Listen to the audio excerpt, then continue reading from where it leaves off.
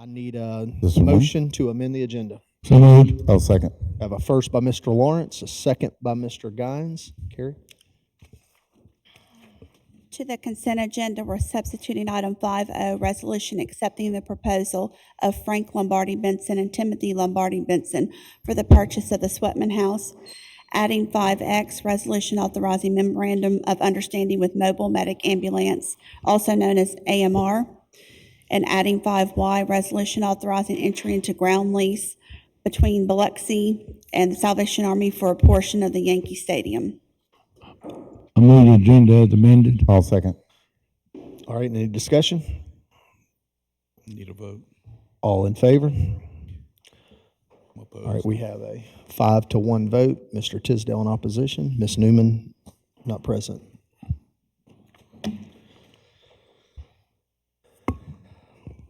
All right, we'll now move to presentation agenda, mayor's report. Yeah, thank you, Mr. President. Welcome everyone to our meeting today, and we've got some very special longevity awards. So you're gonna read me, or you're gonna tell me? Read the first name. Okay, I can read it. yeah, you can read it because I don't have glasses on right now. I'll let you hand it to him. All right, Brandon Clark, 5 years in the police department.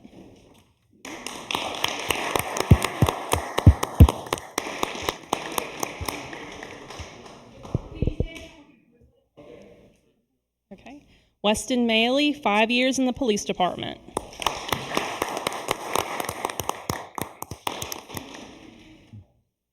I like their haircuts. Susan Syverson, 5 years in the police department.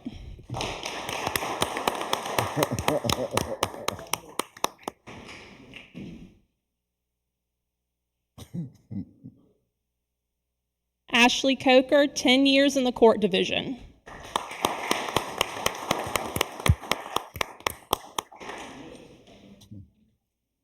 And then Miss Jennifer Polk, 10 years at community development.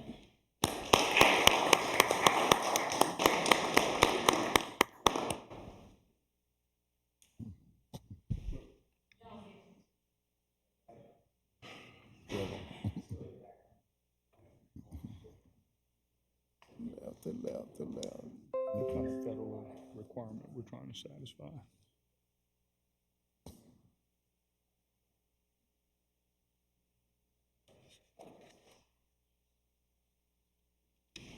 Mayor, act like you're in charge of something.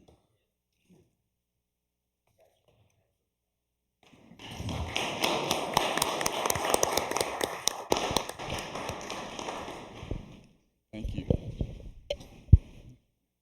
That concludes my report. All right. I don't believe we have any departmental reports, so we'll move to council reports. We'll start with Mr. Lawrence. You have a total of 30 seconds. All right, 30 seconds. Put the clock on it. The 30 seconds lasts about 8 minutes in a basketball game. Timeouts. Last week, Mayor, I actually had the IFC people here. You bringing them in for these meetings? The communication people, whatever you call them. Be at this meeting here. This meeting's recorded. This meeting needs to be on the TV. We got to make sure the bike's always working and everything. So, I mean, they should be at these meetings. Okay. I'm asking you again. You handle that. Make sure they're here. We'll handle that. I mean, they're going to be here for the budget meeting, I bet. Yeah. Okay, right. So they should have been here for this one. The other thing, the last few days, I've been dealing with Chief Miller. The homeless has almost taken over this city. People can't go to the parks. They can't come downtown. Everywhere you go. At 10 or 12 of them at Port Avenue, the Lighthouse Park, people went to bring their kids there, wouldn't even get out of the car. You know, behind the food giant, they live in, can't get rid of them. Well, Right. Last night I come out of KC Hall, they're on the streets, 11 o'clock, 11:30 at night. And people can't come out to restaurants without being hustled. I mean, it's time to step up and move them out of town. They're not doing any good for this. Now, this is a tourist town. I know they have a lot of trouble at Mahoney, hanging around it right there. I mean, we need to take care of this problem. I don't know what we'd have to do, run them out of town, keep running them out of town, keep moving them. But I mean, that's a serious situation. But we can't use our parks. We built these parks for the kids and they can't use them. And I don't blame the parents not leaving them there. They take them with them. They won't even get out of the car. So that's something you need to address. Well, yeah, let me respond. It is an ongoing problem. We've got 4 police officers that do a great job and actually try to do the things that we can legally do. It's not against the law. The panhandle is not against the law to be homeless, and it's a challenge every week. We've had some significant problems with regard to the weather and the homeless, problems that they've been encountering, and I think we've lost a few that, it's a sad thing, and we're working every day to try and find a solution that we can implement. So, I can't argue with, with the incidents and the things that you see every day. Yeah. We see it, I see it, every business owner sees it. We tried to do some things about, panhandling and vouchering and getting places to go, especially in this heat. And I think it's probably even more intense, the activity that you see because of the continuous 95-degree plus temperatures, and it probably, will stay at that level till something can be done. Almost like the cold, when they have places that need to go to get out of the cold. I think there's it's a need to do something for the heat also. I can't argue with what you're saying, but we're not handcuffed, but we were challenged to do the things that can be done legally. And that would be my response to the situation. Well, then we need to look at that because the people that live in the city of Biloxi, they have a lot of legal rights too. And it's time for us to step up for them. So, the last thing is, I want to close the meeting on Bob Fell. We just went to the funeral. Bob had worked with, he was an inspector. He was a spokesman. He did a little bit of everything with the city of Biloxi for a lot of times and years that he put in. He was a good guy. He was a great promoter of the city of Biloxi. So I just like to close the meeting in honor of Bob Fell. Thank you.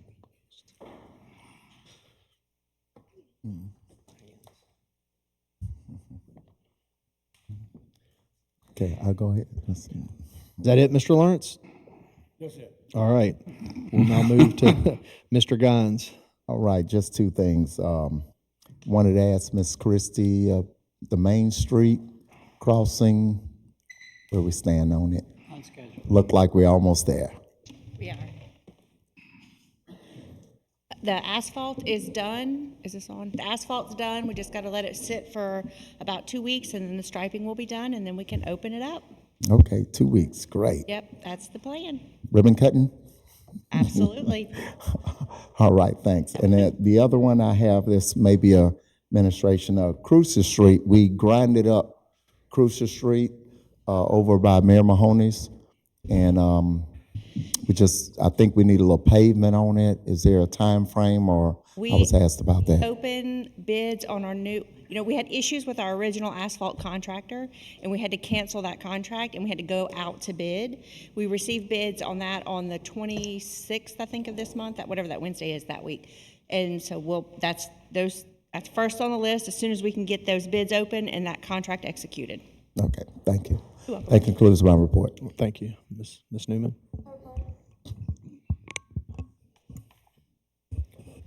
Mr. Deming? Yeah, I just want to, I know it's on the consent agenda. I don't want to spend a lot of time on the issue on the consent agenda, but it's J. It's the lights at the dog park.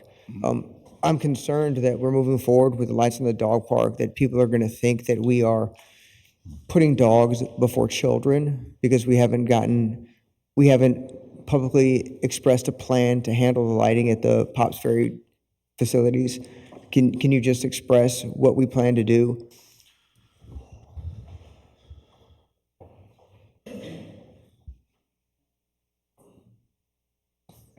Here you go. Councilman, we established a capital project. We put some money in the capital project. When we get into the budget hearings later today, we'll talk about the award of our plans to do the lighting. The mayor has moved the money into the capital project. So it's a matter now of us going out to bid and awarding a contract. We've got good quotes, but they exceed the limit that we can just work on a quote. So it's in motion, Thank you. I just wanted to make sure that yeah.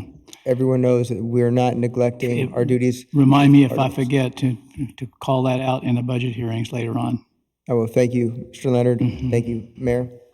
That's all I have. All right, thanks. Mr. Tisdale? Yeah, do we have any plans to schedule another workshop on the spring-related ordinance revisions? There were 6 or 7. Council wants to have another meeting. Call it 22nd is the next meeting on the schedule. Yeah. Council calls it. Right, and the 29th is the 5th Tuesday in August, so we have a Tuesday that's available for that, even though we don't have a council meeting. My concern is that, the council needs to schedule that workshop and get it up and going so we can act on these revisions, I think, because as I recall, there's any agreements, or I don't know if that's the right word, that occurs within so many months of its passage or something is not going to affect those events. Peter, you may know what I'm talking about. Yeah, and we have, I think we basically have somewhat of an agreement or consensus over the last revisions we made between the major special event type groups. So I'll get that up and running and get that. Right. I mean, it could be a quick workshop. I know there were some from established groups. There were some tweaks you made in speaking with them, and we just all need to be on the same page. Sure. We'll schedule that. Okay, thank you. So, Mr. President, at some point, the sooner the better. The only other thing I have to announce is I have a ward meeting Wednesday, September 13th, and you don't have to live in my ward to attend. The budget is on the ordinance. Doesn't cost you anything to come scream at me. If you're upset with your councilman, you come scream at me. But anyway, that's out there Wednesday, September 13th at 6 o'clock at the Snyder Center, and of course the public's welcome. Thank you. That concludes my comments. Thank you. Mr. Glavine? Thank you, Mr. President. First, I would like to echo what Councilman Lawrence, recognizing Bob Fell's passing. As he mentioned, he was worked for the city of Biloxi. He was an Air Force vet and member of the KC's 4th degree, if I recall. And I sat beside him every year during the KC fantasy football. And that sucker, we had an auction league, and it seemed like he always had a couple more dollars than I did to get the quarterback that I wanted. But anyway, we met with his family today, and we laughed and cried with him a little bit. And I'll join. I think it's appropriate for Councilman Lawrence to make the motion to recess our meeting in memory of Bob once we conclude these proceedings. The other thing, getting back to business in Ward 6, Destiny Plantation. I know I spoke to Billy Ray last week, but I'm getting calls from the owner on a drainage issue that's been lingering for a little bit more time than it should. I hope we can have a resolution. He's asked me to call him back with an update this afternoon. So, Mike, I'll get with you and maybe give an appropriate answer and get with Director and give him an appropriate answer later today. I'd like to also recognize, I appreciate the paving of Eden Place and Paradise Lane. It looks beautiful. Getting a lot of compliments from the residents. They're saying they enjoy driving down their street, and it's nice and smooth and what a city of Biloxi street should look like. I'd like to also thank the Director of Engineering for adding Audubon to the list of streets to be paved as it works up the priority list. Let's see. I do want to talk about, we have something on the agenda today, and it relates to the charter boats. We had an item, a ordinance that was on our agenda the last several weeks, if not the last month. We had a first reading. To give people time to look at it. I apologize to all the charter boat captains for not being notified of that meeting, that it would affect you. We just made an assumption that someone in your organization would see it, and that's why we have a first reading, to give time for public input. It moved to our next meeting, and we talked about it a little bit, and I actually made a motion to table it to get more information from the administration on competitive rates, which they did provide that to us. During that time, I had some of my shrimping buddies, and that knew my family very well. My family was in the net making business, and so we know a lot of the shrimpers, and they asked that I consider making an amendment to keep the fishing fleet at the $3 a foot, which I made that recommendation, and it did pass 4-3. So we actually extended the debate an extra meeting than we normally do. But we do have a mechanism to correct it, and after speaking to several of you, the president and one of the council members have co-authored an ordinance to discuss keeping those rates at $3, and I think it's a first reading today, right, Mr. President? So no action may not be taken today other than having the first reading, and then at our next meeting, we'll debate and we'll vote on that measure.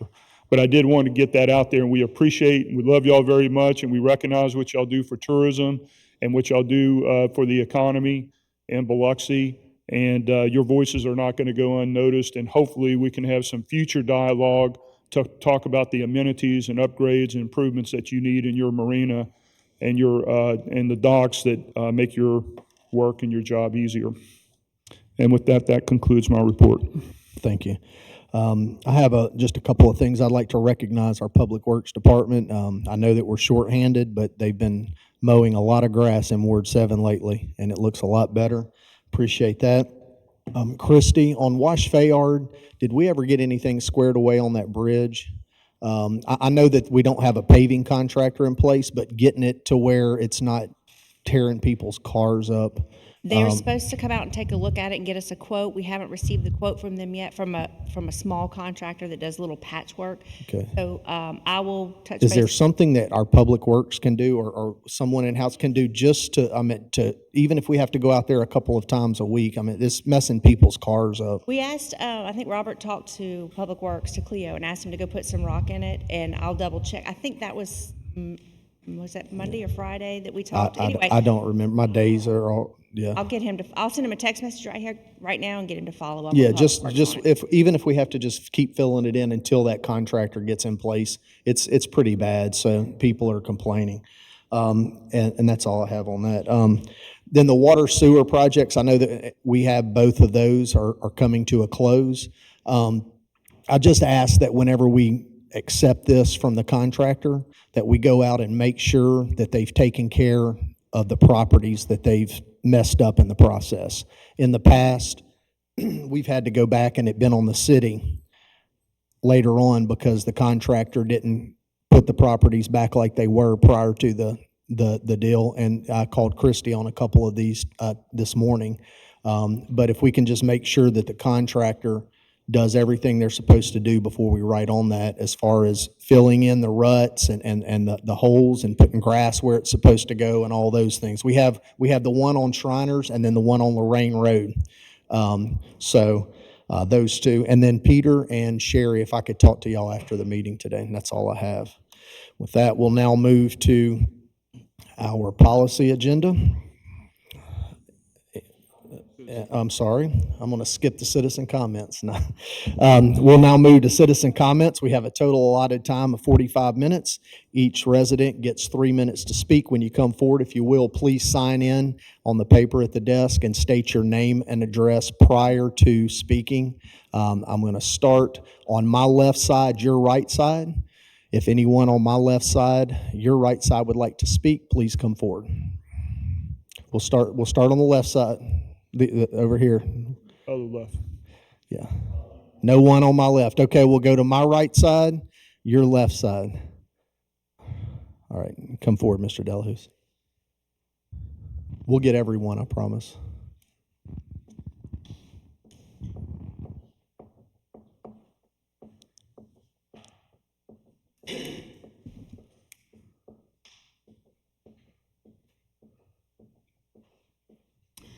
Hi, I'm Steve Delahousie. Most of you know me as Vice Chair of the Biloxi Planning Commission. However, I'm not here today for that purpose. I'm here, how do I put this? Your fire department needs drugs. No, in all seriousness. No, I've been working closely with Chief Geiser and with Mr. Abide, and you have some excellent paramedics that work on your fire department, and there's a lot of times when they respond to calls, patient might need morphine, fentanyl, Demerol for pain, whether it be from a myocardial infarction or some kind of trauma, and the process of purchasing drugs and keep storing them and having a medical director is quite laborious. AMR has that system in place we have for many years, and it's really pretty easy for us to be able to supply those narcotics to the paramedics at the fire department. Chief Geiser has demonstrated to me that they have mechanisms in place to keep up with every drop of narcotics that they have, and there are elaborate forms that have to be used every time they administer narcotics. We have a physician medical director that will keep up with that. We will supply those to the city at no charge. Only the people that are licensed paramedics in the state of Mississippi will be allowed to administer those. And I think it's a good process, long overdue. In order to do that, we have to have an MOU in place so that we have that formal agreement. And that is really the purpose of the MOU. Item Q, which is the last item on your agenda, is about the controlled substances. And that's what the MOU is really about, to enable us to do that. And I think it'll be a big step forward for the fire department to allow us.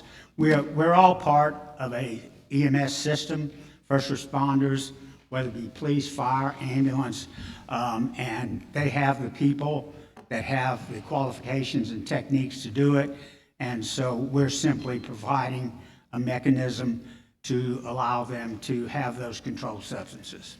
And I would ask you to please vote in favor of that. Happy to answer any questions. Thank you, Mr. Delahousie. All right, anyone else on my right? All right, come on.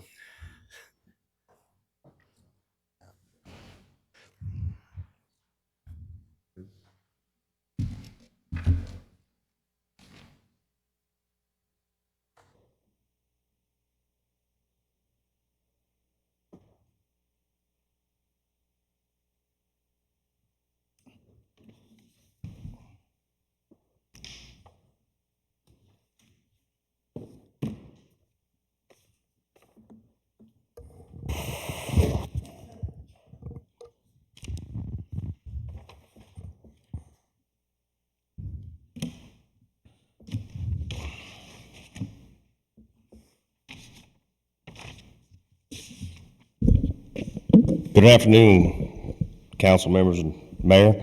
Clarence Seymour, charter boat SYL, federally permitted, been in a port division marina since 1997. And the little presentation I have for y'all today, I have it highlighted for everyone. Number one, tourism is the lifeblood of the Mississippi Gulf Coast and regional counties. That's amazing. Number two, after COVID, Mississippi Coast was awarded $3.4 million by the Tourist Recovery Act Fund to TRF. That's amazing. And it went a long ways for the Tri-County, City of Biloxi, all of our charter boat industry and everything. So when you flip the page over, the main thing that we really need to focus on, after COVID, we received apparently 14.2 million visitors in that year after. We drove that with the rest of the coast. Very proud. The second is total revenue apparently in tourism is $1.816 billion. That's amazing. We all have to pat ourselves on the back. This council, the mayor, everybody. We drive it all together. The shrimpers, the hamburgers, the the vendors on the beach that's taking 110 degrees, putting out kayaks and paddle boards. It's still the same. We are still striving to be the best, better than Orange Beach, better than Destin. That's what we want. We want to know that everybody knows that the Mississippi Gulf Coast and the city of Biloxi has strove to be the best in the country. Number two, outdoor activities. I have it online. That would be charter, golf, shrimping boats. They still come and buy shrimp from everywhere up Highway 49 through the west. Number one question. Number two, highlighted, 75% is repeat customers. That's what how I live. 75% want to know where I need to stay. Hotel Legend, Hotel Garden, down the beach, stay at the Beau Rivage, stay at the Hard Rock. It's all right there. The driver that we bring is all about repeat customers, and we also still take in 25% new. The next line is 25 to 30% visitors come to visit their friends and their relatives that come from Keesler Air Force Base. That driver there amazed me. But this is a really good article that I pulled off the internet from 2021, and that was the main thing I brought here. As to be a charter boat in the, am I out? Yeah, you have, your 3 minutes is up. Any questions? This is not questions and answers, it's just Okay. citizen comments. Okay, thank y'all for having me today, and appreciate y'all's voice for this decision that was coming up. Thank you, guys. Thank you.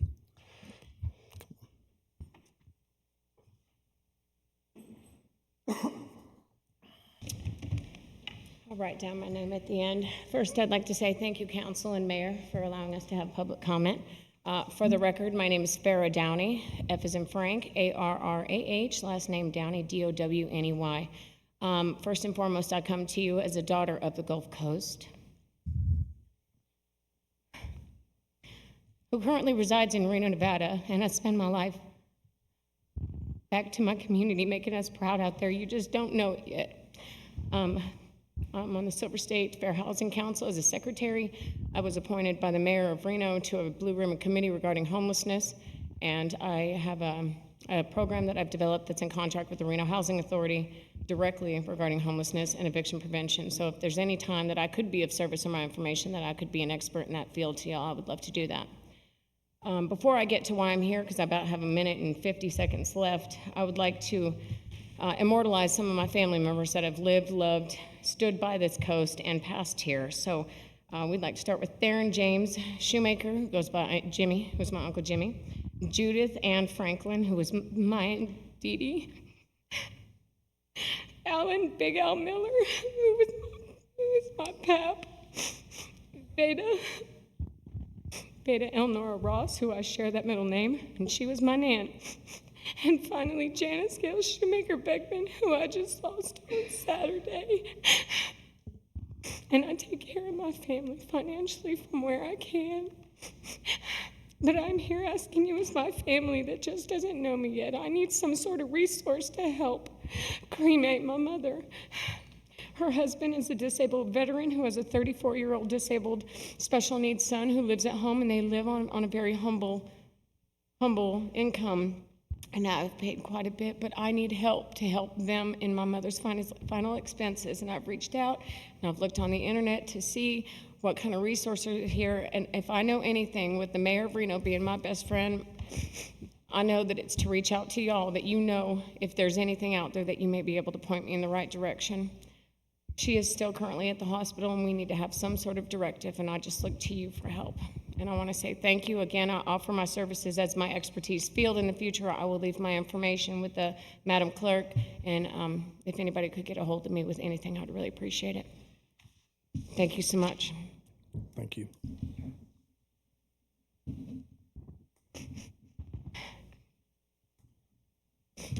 Have a good day.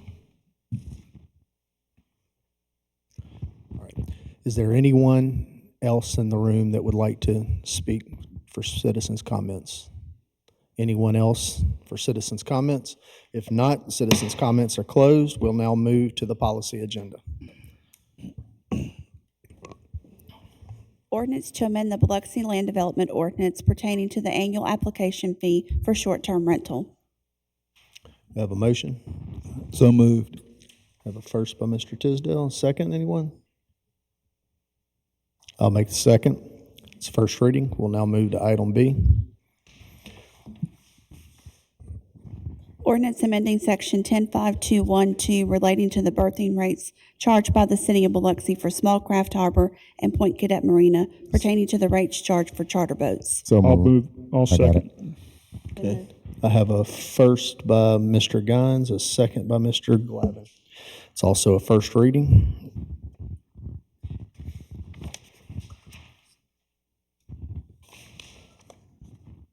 We'll now move to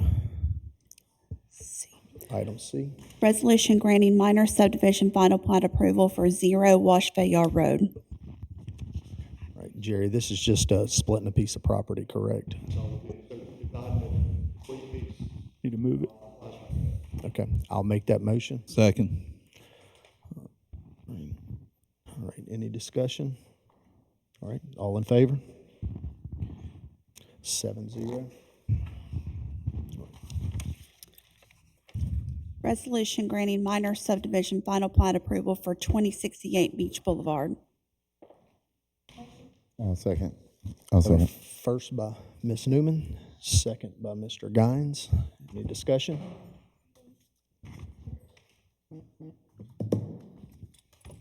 This one is a little different. What this is a property that's just to the west of Ocean Club, and it's a long, narrow piece of property. And what they're proposing to do is to build an apartment complex there. It'll be 144 units, 12 buildings, and the actual case for the project is going to Planning Commission this week. But before they could go, they needed to have the property subdivided.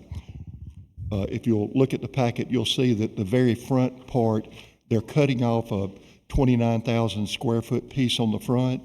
This was required by their insurance company because that piece of property is in the velocity flood zone, and they wanted them to separate the velocity flood zone piece from the part that will actually be developed. So it is a minor subdivision requirement. We're just splitting it into two pieces, but it is going to be a good project. So. Question, Mr. Creel. So we're not talking about the smaller parcel. These units, did you say there were going to be 12 buildings? 12 buildings, yes, sir, 144 units. Okay, and they're apartments? Yes, sir. Okay, thank you. Okay.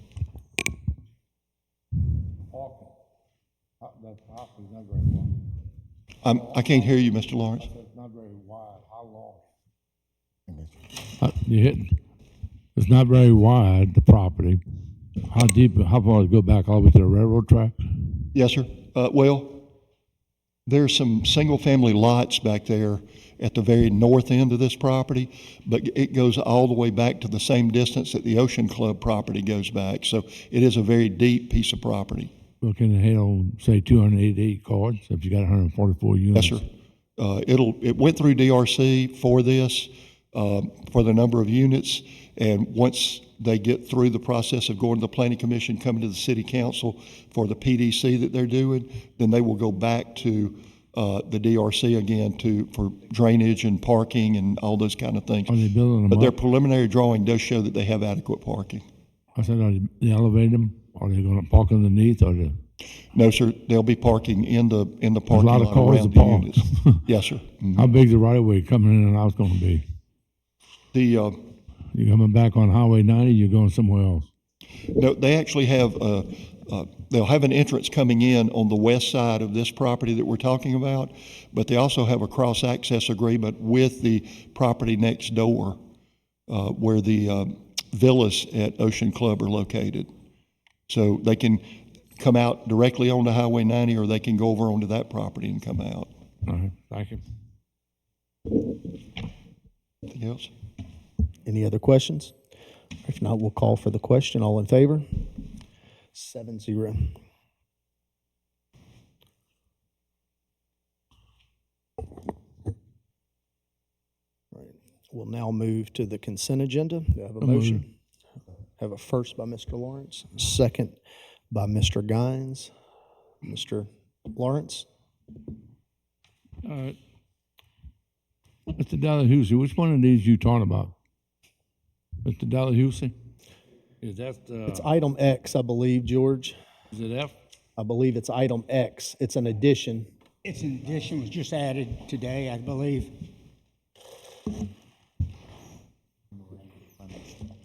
You? Go one more. It should be Exhibit A in your packet.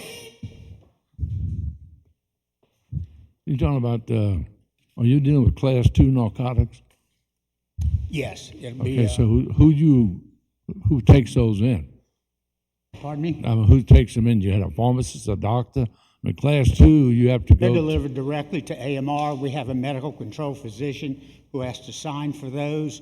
You have mostly pain medications, but you also have seizure medications, Valium, Versed, things like that. So those are all scheduled drugs, and you have to have a physician affiliated with the agency in order to do that. And to save the city from having to get your own DEA license, since we already have a working relationship with the fire department, we've done it before. We can just issue a quantity to the fire department. We'll do periodic inspections to make sure that they're all accounted for, and they have to fill out a form every time a dose is given.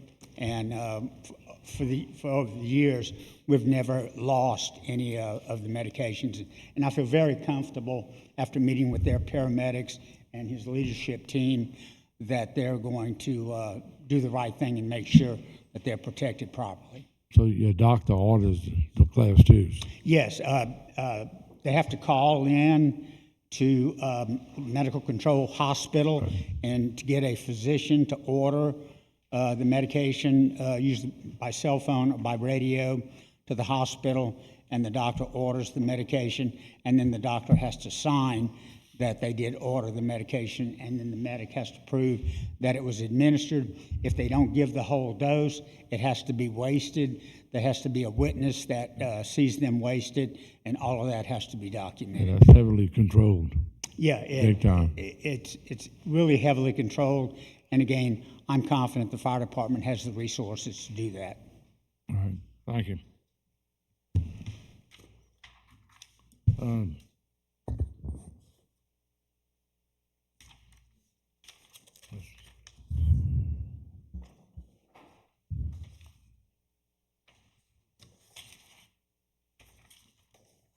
These, I want to ask you on these, R and T. They're talking about removing this is the Harrison County is going to do the beach by Miramar, Acacia. You know, right in that area, they have that 5 feet of sand higher than the seawall. Are they going to remove that and bring it down to where it's supposed to be? I'm not sure.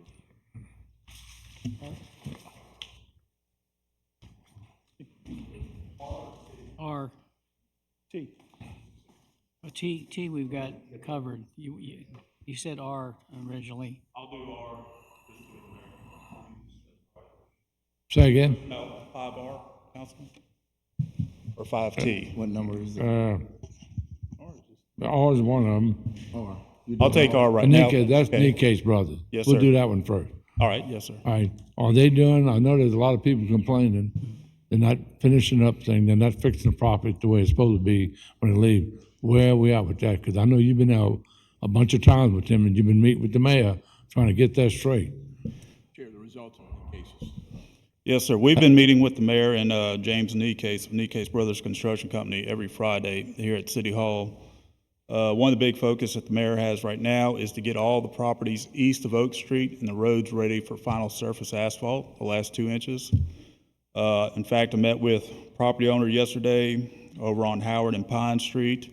Brought the contractor out there just after to show them where they need to make better improvements on cleaning up the right-of-way, putting back some fill material, getting it ready for grass and things like that.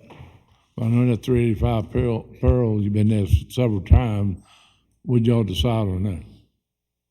That's the culvert. Yes, sir. The culvert.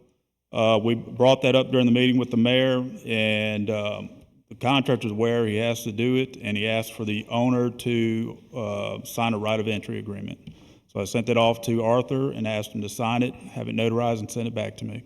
I mean, you know, sometimes we just hold these payments, we get their attention pretty quick. Yes, So sir. He actually planned on doing anything, or do we need to hold these payments? When we get that right of entry back, if he does not do it, then I'll make recommendation the council withhold his payments. He indicated he would do it, but he needed a right of entry. I know it's been a slow process. You've been there a bunch of times. Yes, sir. I've been there with you, so. We sent them the field order July 27th, 2022. All right. Now, the other one I'm talking about was the Harrison County. That'd be, what is it, T? Yes, sir. That would be either the mayor or Chris. Yeah, Councilman, Harrison County is preparing to submit a grant request under Restore Act for some miles of concrete boardwalk. And we are piling on and have asked that you see it on the thing between Porter and St. Francis. Yeah. It would be added to that grant request. In the exhibit, you can see the dollar value, estimated dollar value of our request. I think what you're doing there is That would fine. be a concrete boardwalk with a knee wall. Right. But when you get down to like Miramar Cages, when you got that 5 or 6 feet higher than a highway, and that's why it floods all the time. Do we need to they have to remove that, or can we request that? If you're gonna build the boardwalk all the way down to the middle part of the casino, the restaurants down there, then you gotta get rid of that sand. And the So sand is for- blocking up the beach. We, of course, would like to have more miles and the mayor is pursuing that, but this is the limit of this particular grant. St. Francis, I think. Yeah, and I know what you're saying, we stopping at St. Francis. I'm just saying, when they're doing all this is the time to get them to do things. To see if they'll remove that sand. It was piled up there by one of the charters, the chambers did that a long time ago. All it does is flood Highway 90. You can't even drive through You're that. suggesting. In this phase that we're coming in. I know this is not this. Yeah, but down the road, yeah, we've got probably another 4,000 more feet to add from the Holy Land, from St. Francis all the way to Rodenberg, and that would be in the next phase, and that's where what you're talking about. What will we do there? Right. But we don't have the answer to that question yet. We're just trying to get it from Porter Avenue all the way and do some combinations of outfall too, as we ask for things. But in this phase, it's to get us from Porter Avenue all the way complete to, I think, St. Francis. But the other thing, do we have to request Harrison County, ask them to do that, or partner with them to get it done? Yeah. So that's the next step, so we need to draw up some kind of letter to ask them to do that? Yeah. I Because think you're it should be coming down there, a joint I think all that's project. fine when you're coming down, it's just, it's time to clean up the beach. And that's why it floods so bad. It is the lowest part of the beach, lowest road and lowest seawall too. Yeah, we got the sand beach 5 feet above the seawall. Let's see. Anything else, Mr. That's Lawrence? it. That's it, thank you. All right, Mr. Guines? Just encourage all my colleagues to support 5Y. Thank you. All right. Ms. Newman? Mr. Deming? Mr. Tisdale? Yeah, two things. Going back to the boardwalk, it would be nice, we've got two gaps between DeBees Road and the Broadwater. And then, of course, at the Broadwater, you get on the boardwalk behind the restaurants. Those two gaps would be a little less than the length of what's being proposed, and you would have completed the westerly section. We feel a bit neglected on this boardwalk thing. We don't have any pretty wave structures covering You do feel neglected. the drainage. Yeah, well, we are in fact neglected, but we could knock out those two sections probably for a little bit less than the cost of going from Porter to St. Francis. It's not our money. Want to point that out, just because I wish we would be working in that section rather than a little farther to the east. Now, moving on to item A, which deals with the mitigation ratio. No, really, it's recognizing funds for the tree mitigation fund, $3,200 from Ray Woolridge on Big Play Entertainment. And my concern there is that the mitigation ratio for protected trees is 2 to 1. Yes? Can I give you a little bit more information? To our grant, You're feeling neglected with the western portion. What's really happened here is there's a new kind of a grant. It's a beach resiliency grant. It's being administered, it's Restore Fund by the MDEQ. Okay. Harrison County is going to be receiving a much larger grant. They're Right. working on the Okay. boardwalk all the way to the Pass Christian line. That section is under Harrison County. We have a chance to amend the grant that's going to Harrison County to pay us the additional for this St. Francis to Porter, So Harrison County wouldn't cover from Porter all the way to Pass Christian? as much as the grant will allow for, yes. Do we know what the total of that grant amount is that Harrison County's? Don't have the total on that yet. Okay, but apparently the city elected to pursue the boardwalk Right. from Porter to St. Francis. Correct. Could have just as easily decided to fill in those gaps. Well, I can't divide my attention, bear with me. Is there any reason why we couldn't have done those two gaps, roughly a quarter of a mile each between DeBees? They're covered under the Harrison County portion. Let me respond to that. Brandon. Yeah, there was no electing to this thing. The Covington engineer, which was administering what they did, they actually dictated to us on where their priorities were with regard from east to west and west to east. And definitely, whether it's on our nickel or this nickel, that's certainly the next logical place, and we talked about this many a time.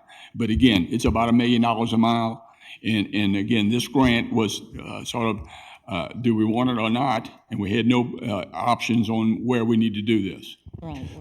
And the same thing with regard to the grants, that there may be opportunities to combine, outfall. So it's all kind of wrapped in the same thing. But we will be pursuing that in from Go Mesa or Tidelands or any of those other things that may pop up. But this popped up, and we didn't have a choice on where it was going to go. Tell me the name of the outfit again. Covington Engineering was the one that Covington, was- they're the ones that did between the Small Craft Harbor and Oak Street, right? Yeah. All that work down and they're there. So doing- they came to this, from what, if I understand correctly, they came to the city and said, hey, we have an opportunity to grab this money. It's got to be this section. And they're working from Pass Christian this way, trying to meet in the middle, and that was where. But I mean, if Biloxi's, what Covington said was, if Biloxi's going to take advantage of this, it's got to be from Porter Avenue to St. Francis. Right. No choice, no ifs, ands, or buts. Yeah. Okay, then my next stop would be the Board of Supervisors. I'm looking at my future supervisor here, but my next stop would be the Board of Supervisors to see when they might get to those sections between DeBees and the Broadwater. Do I understand that correctly? Yeah, but Standing from Covington. from Covington, yeah, and there was a little difference as far as it's not going to be a cantilever situation either. The Sand Beach Right. has indicated that it's going to be a flat wall, like to match up Like with that was. like what's there now. And Okay, then- so that's who I need to see next then. And also to install knee walls on the existing pieces and bits. So, I mean, it's more to it. So they're actually coming back and retrofitting some of the places that are in place already with a knee wall. Got So, I it. mean, we didn't have a lot of choice, and, and we did express, Well, it sounds like you had no choice. They No, said, we if you didn't. want to get this money, here's where you have to have it. That's it. Okay. This was an addition. All right, so I'll talk with my supervisor in the near future. The other item was dealing with the tree mitigation. And again, if we're knocking down protected trees, the current ratio is 2 to 1. So if we knock down a 100-year-old oak, it's going to cost you, those mitigation trees, protected species, about $250 each. We knock one of those 100-year-old trees down, not a problem. We're going to get $500 for the mitigation. I sure wish we would consider as a council increasing the mitigation ratio for what it is. That's I only raise it just to raise everybody's consciousness on that. That concludes my comments. Thank you. The Woolrich RW and Company did remove 2 trees there. but the trees that they're replacing them with are $800 a piece, the amount they're paying into mitigation. So we removed 2 trees, we're getting 4 trees, quality trees at $800 a piece, and that's how we come up with the 32. What protected trees were those, Jerry? Were they live oaks? They were live oaks, yes, sir. And what's the size of these replacement trees? I'm not sure exactly, but Zach is here if you wanted to ask him questions. He went out and actually looked at the site. Okay, I still think the mitigation ratio is low, and the larger these mitigated trees are, and Zach can correct me if he likes, the larger they are, the higher the mortality rate. It's just hard to plant big, more mature trees. But anyway, I think I've concluded my comments again for maybe the second or third time, but I'm done. Thank you. I'm good. No comments? Nothing? And I have nothing. So that will conclude consent. So I'll ask for exceptions. All in favor? We have 7-0. Any exceptions? Mr. Lawrence, Mr. Gines, Ms. Newman, Mr. Deming, Mr. Tisdale? None. All right, no exceptions. All right. Now move to code enforcement hearings.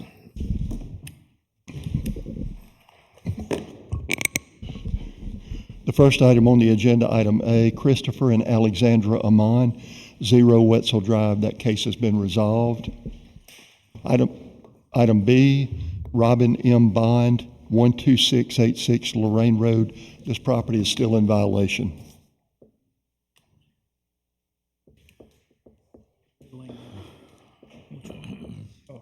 You take over. You do this one. I'm recusing myself from it because it's across the street. All right, Mr. Deming. I believe the president has a conflict with D. So if you would, Mr. President, step out of With B, yeah. with, I'm sorry, which letter? B. B, beta, boy. With beta, so I will be stepping in for him, if you would. Okay, we've been working on this property for a long time. This is a property next to the Colville Grocery on Lorraine Road. And the owners came in and met with me 2 years ago, although we had been working on the property a lot longer than that. Came in and met with me. They were going to try to do something. They did sell one of the trailers that was on the property that was in sellable condition, but the others are not. They're in bad shape, so. Do we have anyone here to speak on behalf of Robin M. Bond or 12686 Lorraine Road? There being none, this hearing is closed. Item C, Beatrice and Lucian J. Brown Jr., 433 Heidenham Avenue. I'd like to ask the council for 30 days on this. They are working on it. So moved. Second. Okay. Item D, Reginald Collier, 345 Fayard Street. This property is still in violation. Mr. Creel, I believe we need to take a vote on that. Okay. On that motion.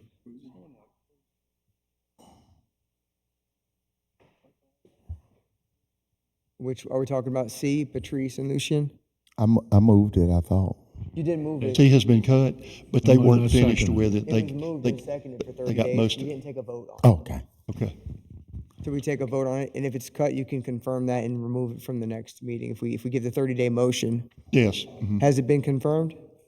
We have not confirmed it. When we took pictures yesterday, part of it had been cut, but not all of it. And so, Well, let's just give move the it for a 30 days 30-day off. extension. Jerry, Carrie said that Tara confirmed it has been cut. okay. She just didn't pass that along to me, so thank you. Okay. All right. All right. So, Yeah, I'll call that resolved. Let's see if it's been resolved. Okay. Nathan? all right. Item D. Okay. Item D is Reginald Collier, 345 Fayard Street, and the property is still in violation. What Fayard? I'm gonna ask for 30 days. I've contacted him earlier today, so I'm I'll gonna ask for second. 30. 30 days? For the Reggie Collier. Yeah, that's him. Okay. Vote on it. All right. President? Okay, 30-day extension. 30 First day. by Mr. Gines, second by Mr. Glavin. Glavin. All in favor? 7-0. Move to item E. Item E, Albert David Conley, 335 Belvedere Drive. This property is still in violation. Is there anyone here to speak on behalf of Mr. Conley? Okay, you can come forward. Please sign in and state your name. My name's Albert David Conley. I live there, but I've been trying to get this thing straightened up. One of the violations is I have tents and canopy.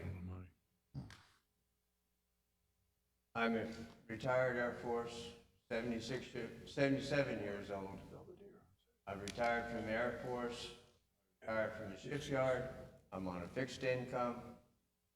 I moved in here from Wool Market, where I had almost a half acre, 3 sheds and a greenhouse. Moved into town because,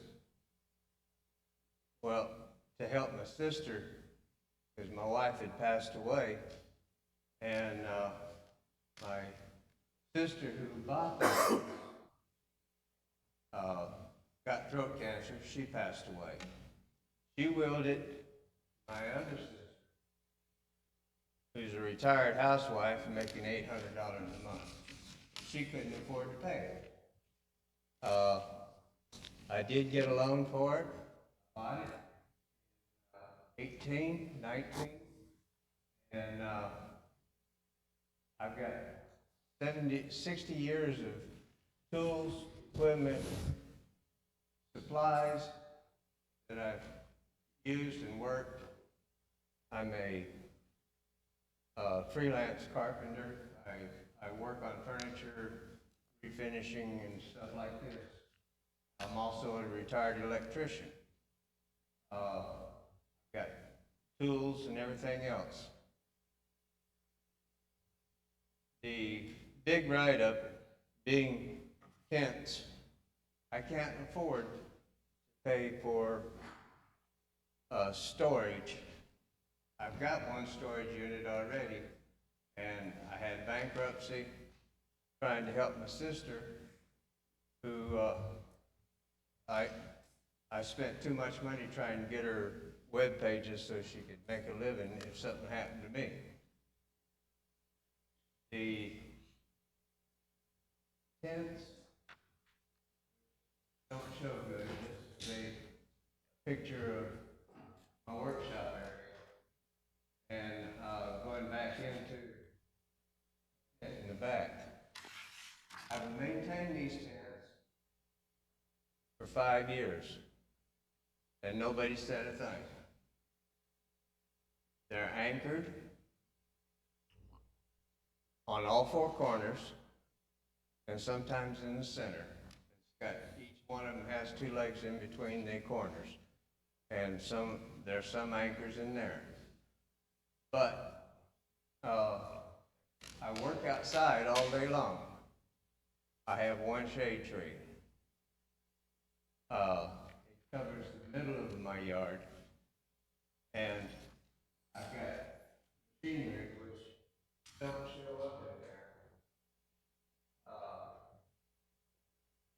I've got a lathe, 2 drill presses. I don't have room to work. These are my workshops, and pictures don't do justice because I've been trying to sort through my stuff, put it in a sequence, because every now and then I get a job. I work for people. But I don't have an income to buy a shed to make it look perfect. The tents, they've been through 4 major storms and they haven't blown away yet. They're anchored, and each joint in those tents are screwed together so they can't blow apart. I had one the first year, and it demolished it. And I learned from that But for 5 years now, this is the first time I've had a problem with it. And pictures look like junk, but they're not. I've got toolboxes, workbenches.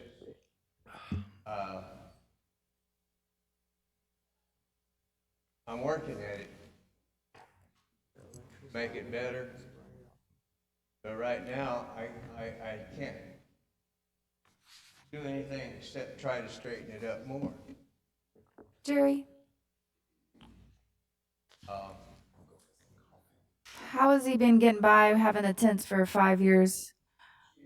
I'm talking Jerry, sorry. He has a solid wood fence around it, and it's not clearly visible, but the backyard is covered with tents, other than the large tree that's in the backyard. There's also a swimming pool back there that's not being maintained right now. Swimming pool's been removed, sir. Okay. The building code says that any structure that's erected in the city has to meet 150-mile-an-hour winds. These structures don't meet it, and the danger there is if it gets blown away, it blows over into a neighbor's property and causes damage for them. That's the reason that everything that comes in has to be permitted to meet those 150-mile-an-hour winds. These were obviously erected with no permits.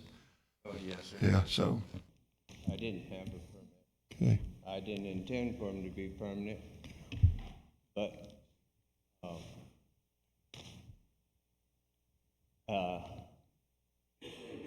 each one of them has an anchor this long on each front.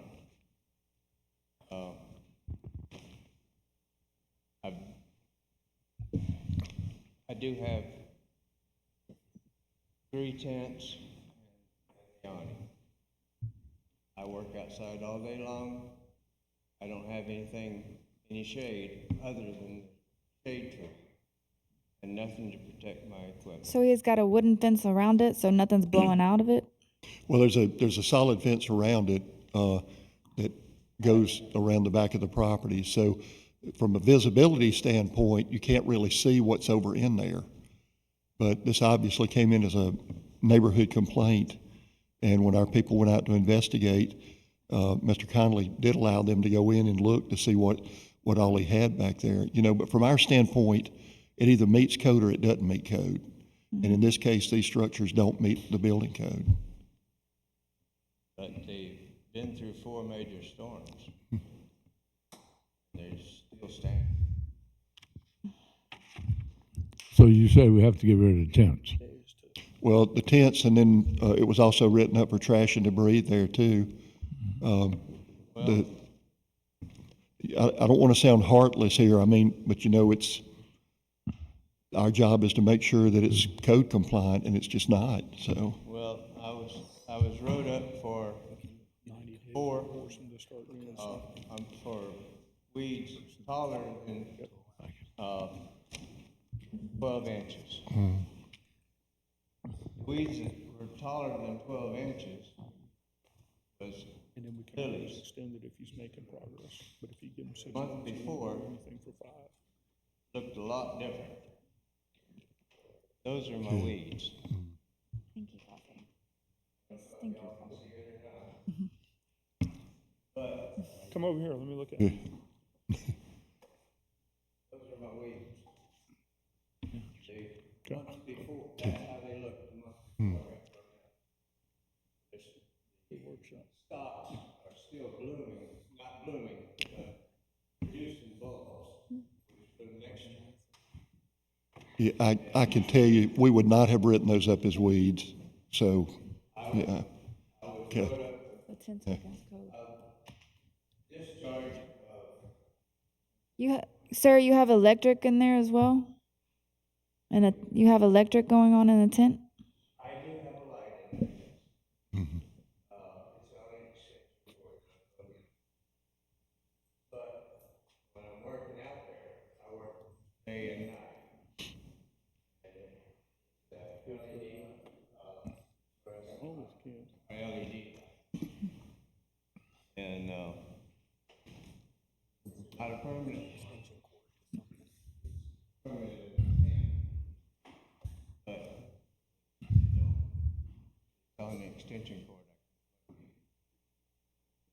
I tell them any problem, Jerry, is the tents. We can't allow the tents on the property. The tents, yes, sir. And, you know, clean up the yard. Well, So- I've been cleaning up the yard. Yeah. You do have pictures that I'm trying to put in a garden, which is also, I have nothing to say to work.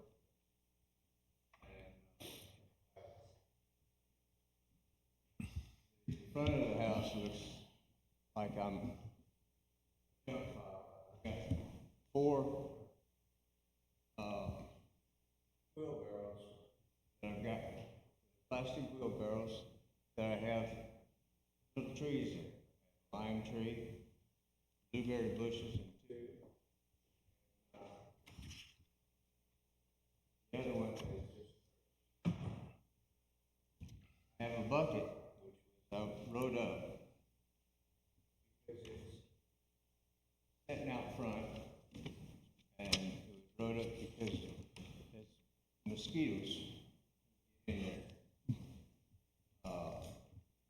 I use it to water the plants. I have a 5-gallon bucket that holds water. When I fill it up, I have 5 emitters on it that let the water drip out. 1 gallon per hour. That means when I fill that bucket up, it's going to be watering my plants for 1 hour, and that bucket is it.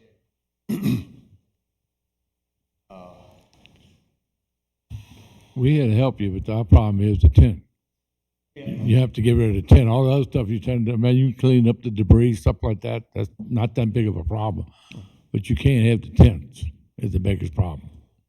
My problem, sir, You know, I mean, we, I don't have anything to protect the tools and equipment I've got. Can't build a shed because I don't have the money. Can't get a loan because I just declared bankruptcy.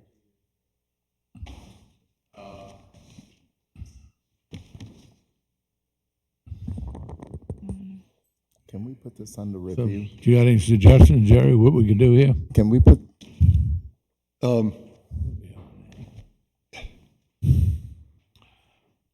Well, I mean, I don't want to state the obvious here, but like I say, the yard is covered with these tents, and there are a lot of things underneath these tents that we write other people up for that just need to be removed, you know. In his opinion, you know, it may be something valuable, but when you look at the pictures closely, a lot of it just looks like junk. Yes. The issue with the swimming pool out front that has water in it, the ordinance clearly says you can't have a container out there that has water in it like this because it generates mosquitoes and it causes a health problem, not only for you, but for the neighbors as well. So there are a lot of things that's not in the pictures on the screen that are in the pictures that you can see close up. In the first And picture, okay, yeah, you got that. All right. That part of the pond has a drain in it also. And on the close-up, there's a tree to the left of it. It is watering that tree constantly with water. If that pool wasn't there, all the water that comes off of the roof comes down into that pool and fills it back up.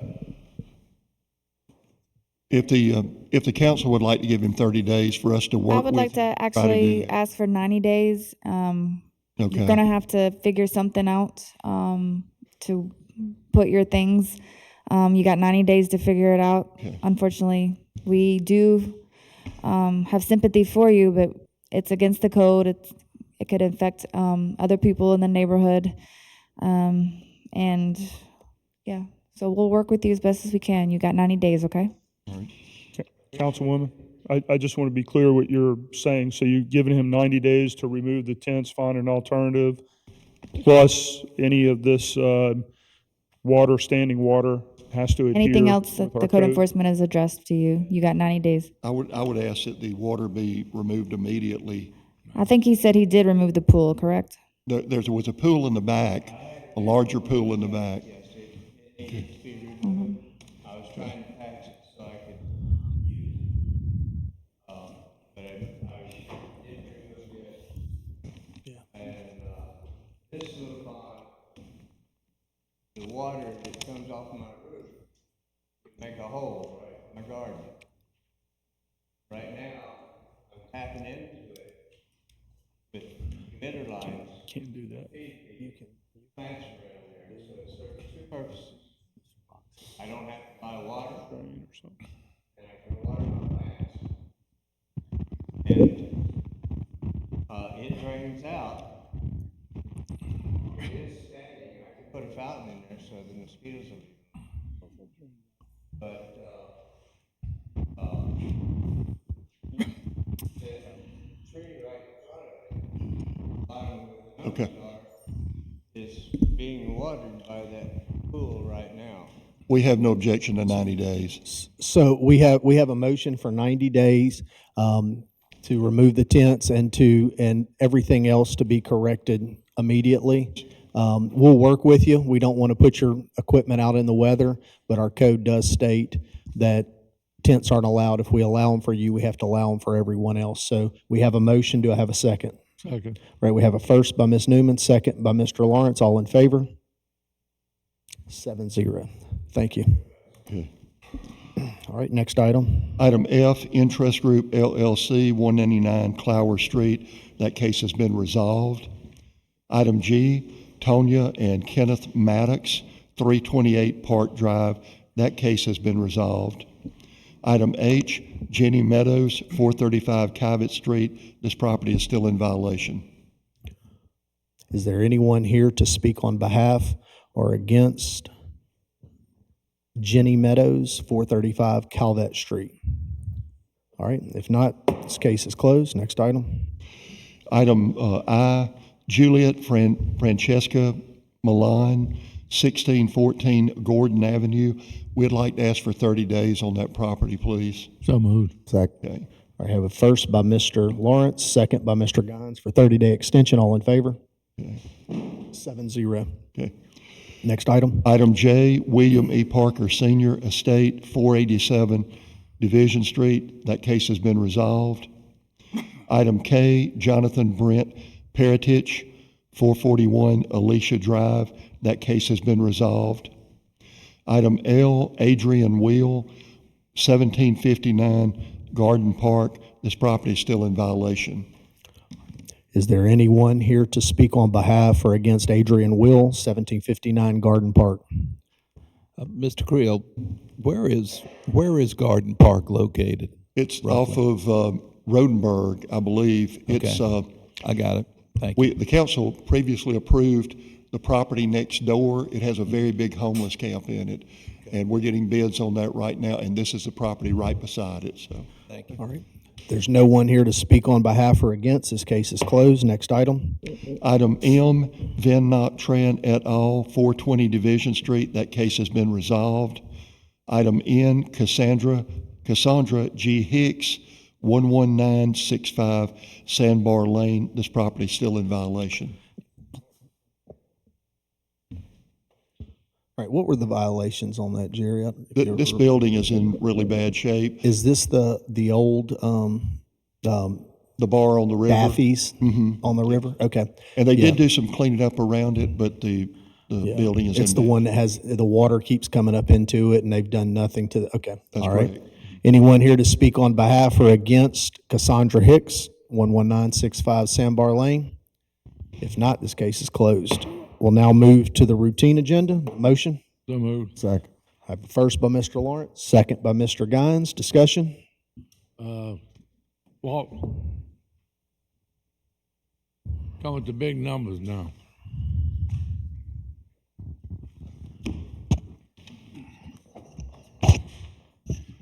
Good afternoon, Council. Right now, we have 957,000 on the Mississippi PA website coming from MEMA. It's in step 3 of 5.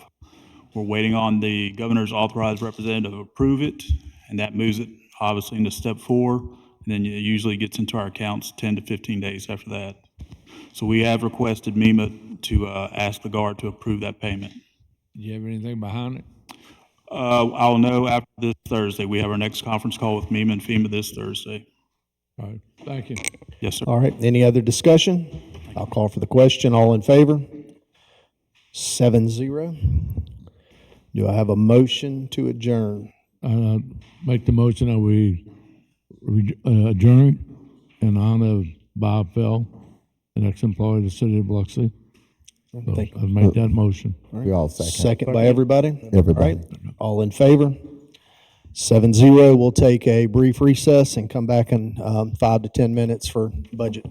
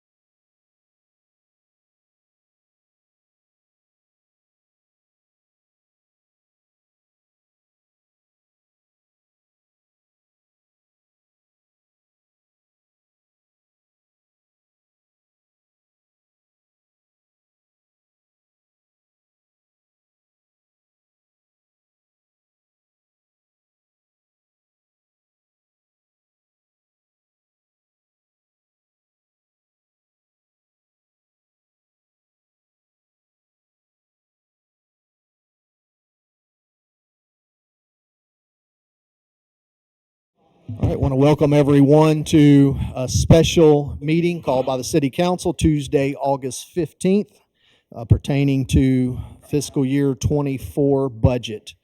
We will start presentation agenda, mayor's report. Approve the budget. I need a motion. I move. I have a first by Mr. Lawrence, second by Mr. Gines. All in favor? All right, 7-0. Mayor's report, no report. Council reports, anyone? No reports, okay. We'll start down with George and we'll start with the library. Can you hear me? What's it? Can we hear you? Can't hear you.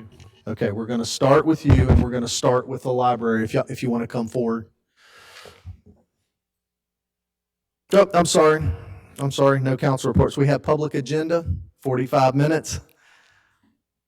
Any citizen comments, allotted 45 minutes total, 3 minutes each person. If you speak, please sign in and state your name and address when you come forward. I'll start on my left side. Anyone on my left side that wants to speak, please come forward. I'm actually here for Celeste O'Keefe with Hibernia. I have her on via FaceTime, so she's going to talk to y'all on here. Go ahead, Celeste. Hey, first let me thank y'all. Technology now has entered because I am remote and I do apologize. Carrie, tell me if I'm too loud on the microphone in there. Okay, first I just want to thank y'all on behalf of the Hibernia Irish Society. You know, we put that name Irish in there so everybody knows. This year we had the most attendees at our parade, and so it was absolutely fabulous. We had 20 more units. And we're asking your help again, because what was so special last year were the special needs floats we were allowed to have. We also want to add to that a special needs transportation so they can come to the parade. There are other organizations that need help and they just can't make it. So we wanted to add a bus to that to bring them and keep our special needs floats. In addition, we want to add a veterans float. We did have veterans. We brought them in and they attended the parade. But what we really want to do, and some asked, they've asked us, is it possible to get them afloat? We would absolutely love to be able to do that. And we're going to be marketing this again and really to the locals and to within a 100-mile radius to get more Biloxi residents at our event. Because what's really exciting, we are actually renting the space from the city across the hall for the Irish Malarkey event. Again, we will have jugglers and games for kids and painters. Additionally, we're going to be renting other items, the stage and things from the city. So our goal is to bring the money back to the city in any manner that we can. We're also working with local businesses to, again, keep residents downtown. They were very happy last year that after the parade, they said they had more than they had ever had. And as I mentioned previously, we even had people setting up businesses outside of their business. So they were able to bring more money into their business, which therefore brings more revenue into the city. Let's see. Our event is super family friendly, and that's what people have said to us. Celeste, please keep it family friendly, which we are definitely doing. We're also keeping our membership reasonable, so the most residents of Biloxi can join us.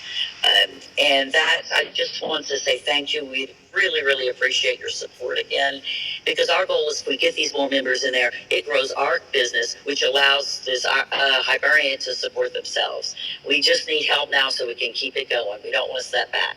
And I thank all of you very, very much. Does anybody have any questions? This is just citizen comments. We can't do questions. Thank you. Thank you. All right. Anyone else on my left? All right, please come forward.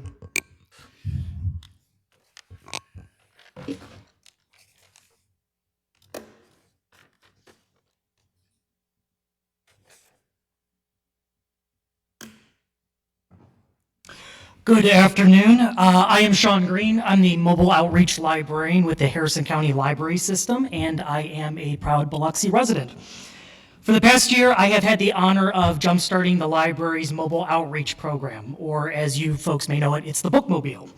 You may have seen the bright blue Libraries Unbound mobile outreach vehicle at one of the many events and festivals around town, the First Friday block parties, or en route to one of our community stops at Oakwood Village, Seashore Oaks, Biloxi, VA, etc. Mobile libraries have been making a big comeback all around the country and throughout Mississippi. Just as the brick and mortar libraries have evolved over time to be so much more than a book repository, the bookmobile concept evolved to provide a lot of the modern service expectations of the library on the road. Books, ebooks, computers, charging stations, printing, scanning, Wi-Fi, etc., etc. If there's one thing that I've learned over this past year on the road, it's that library services mean a lot of different things to a lot of different people. Even something easily overlooked, like being a bit of a respite from the heat out in this really, really brutal environment, has been a very important service. Overall, the mobile library has been an effective tool in connecting or reconnecting with residents and communities who, for various reasons, may have disconnected with their local library services or never thought to engage at all. As a resident, I would be remiss to not recognize the Library Administration for their tireless work in securing this grant for our community. The Harrison County Library System consistently seeks ways to better serve the community and ways to do that with external funding. The Lumo Mobile Library was made possible by a $276,000 CARES Act grant from the Institute of Museum and Library Services. They did the really hard work in making sure to bring these resources to the people of Biloxi. The library is for everyone. The Lumo Mobile Library is for everyone, and we have designed the truck and structured the services to be a resource for all ages. Our team has been identifying and scheduling stops at locations that have a real need and a desire for this access. We're bringing this truck directly to neighborhoods, helping children who wouldn't be able to participate in summer reading programs at the local branches, and we're stopping by festivals near the beach, where you wouldn't normally expect us. The utility of this resource is seemingly limitless. The schedule fills up, but we're eager to bring this mobile library to everyone in Biloxi. I do look forward to meeting all of you anywhere on the open road where you may find us. I want to thank everyone for your time. Thank you. Thank you. Anyone else on my left? Susan Hunt. No, you get a minute and a half.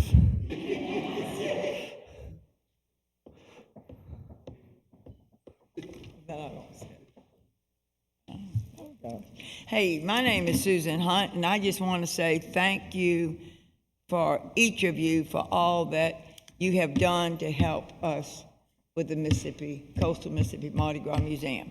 We appreciate all your support and everything that you've done for us. And for you all that attend our events, we thank you very, very much. Thank you very much. Is that long enough?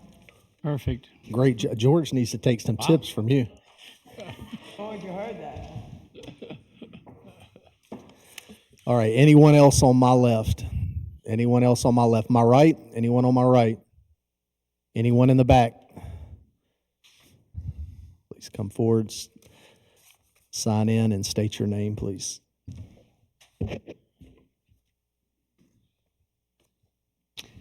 Hi, my name is Lori Massey. I am the CEO of Mississippi Coast Crime Stoppers, and I also serve on the national board and as the advisory board for the state. I'm sure most of you know that Crime Stoppers is here to help the public and police. There are many times when the public want to say what they know about a felony crime, but they are afraid to call law enforcement directly because their call is recorded. With Crime Stoppers, we are an avenue, a tool to use to give information. We're kind of like the middleman to give information to police in an anonymous way. Just last week, we received information on a drug seller in your city. He had been beating up allegedly his girlfriend and his child. Of course, we removed the information that could identify that tipster, sent it to police, and also referred them to the Gulf Coast Center for Nonviolence, which I know that you work with, partner with. Just today, we received information from narcotics. It's not your city, but you know that if someone is selling drugs in Hancock County or Jackson County, some of your residents are buying those drugs. It was an arrest in Jackson County, which was a meth arrest. And not counting that arrest, in the last 3 weeks, we have gotten over $40,000 worth of drugs off the streets, including fentanyl.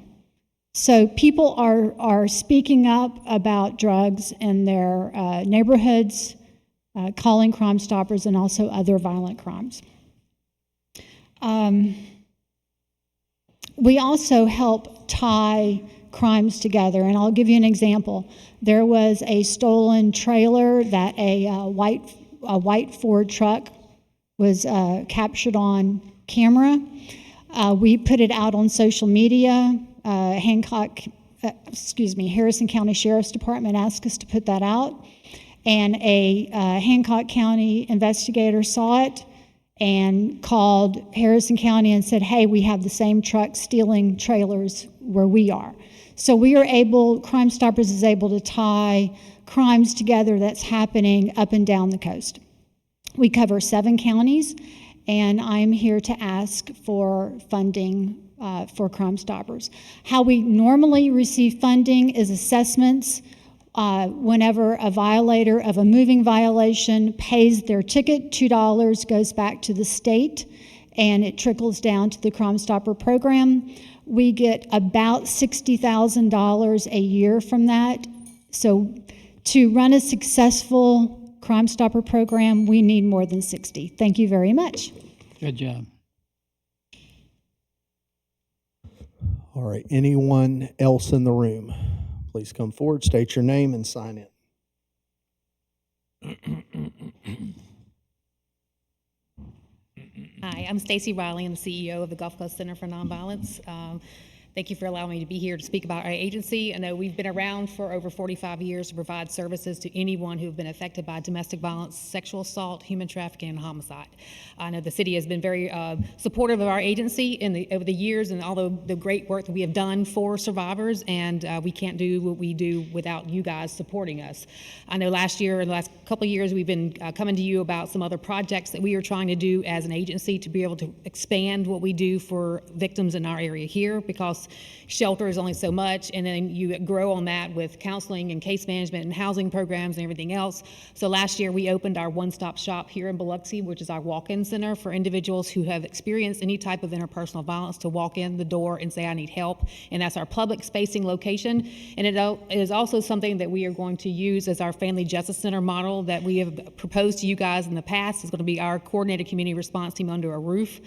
We have representatives from the Family Justice Center Alliance coming down in October to visit our city here in Biloxi to help us turn our facility into a justice center in partnership with Biloxi and law enforcement and the court, and of course other social services in our community here. And we want to be able to definitely include you guys in part of that when they come to visit us, to show what our amazing community here does to help people who are trying to escape from violent situations and recover from those violent situations. On top of that, again, we are always looking for ways that we can help people who need help. We are working with a local developer here to be able to develop some affordable housing that we will be able to provide. So a affordable place for people who've experienced interpersonal violence and they don't make enough money to afford their own place to live. We are trying to build something here in Biloxi to allow for that in a open place, and we will design this program like our Family Justice Center. We bring the services into the individuals living there instead of them having to go out and look for those services outside of there.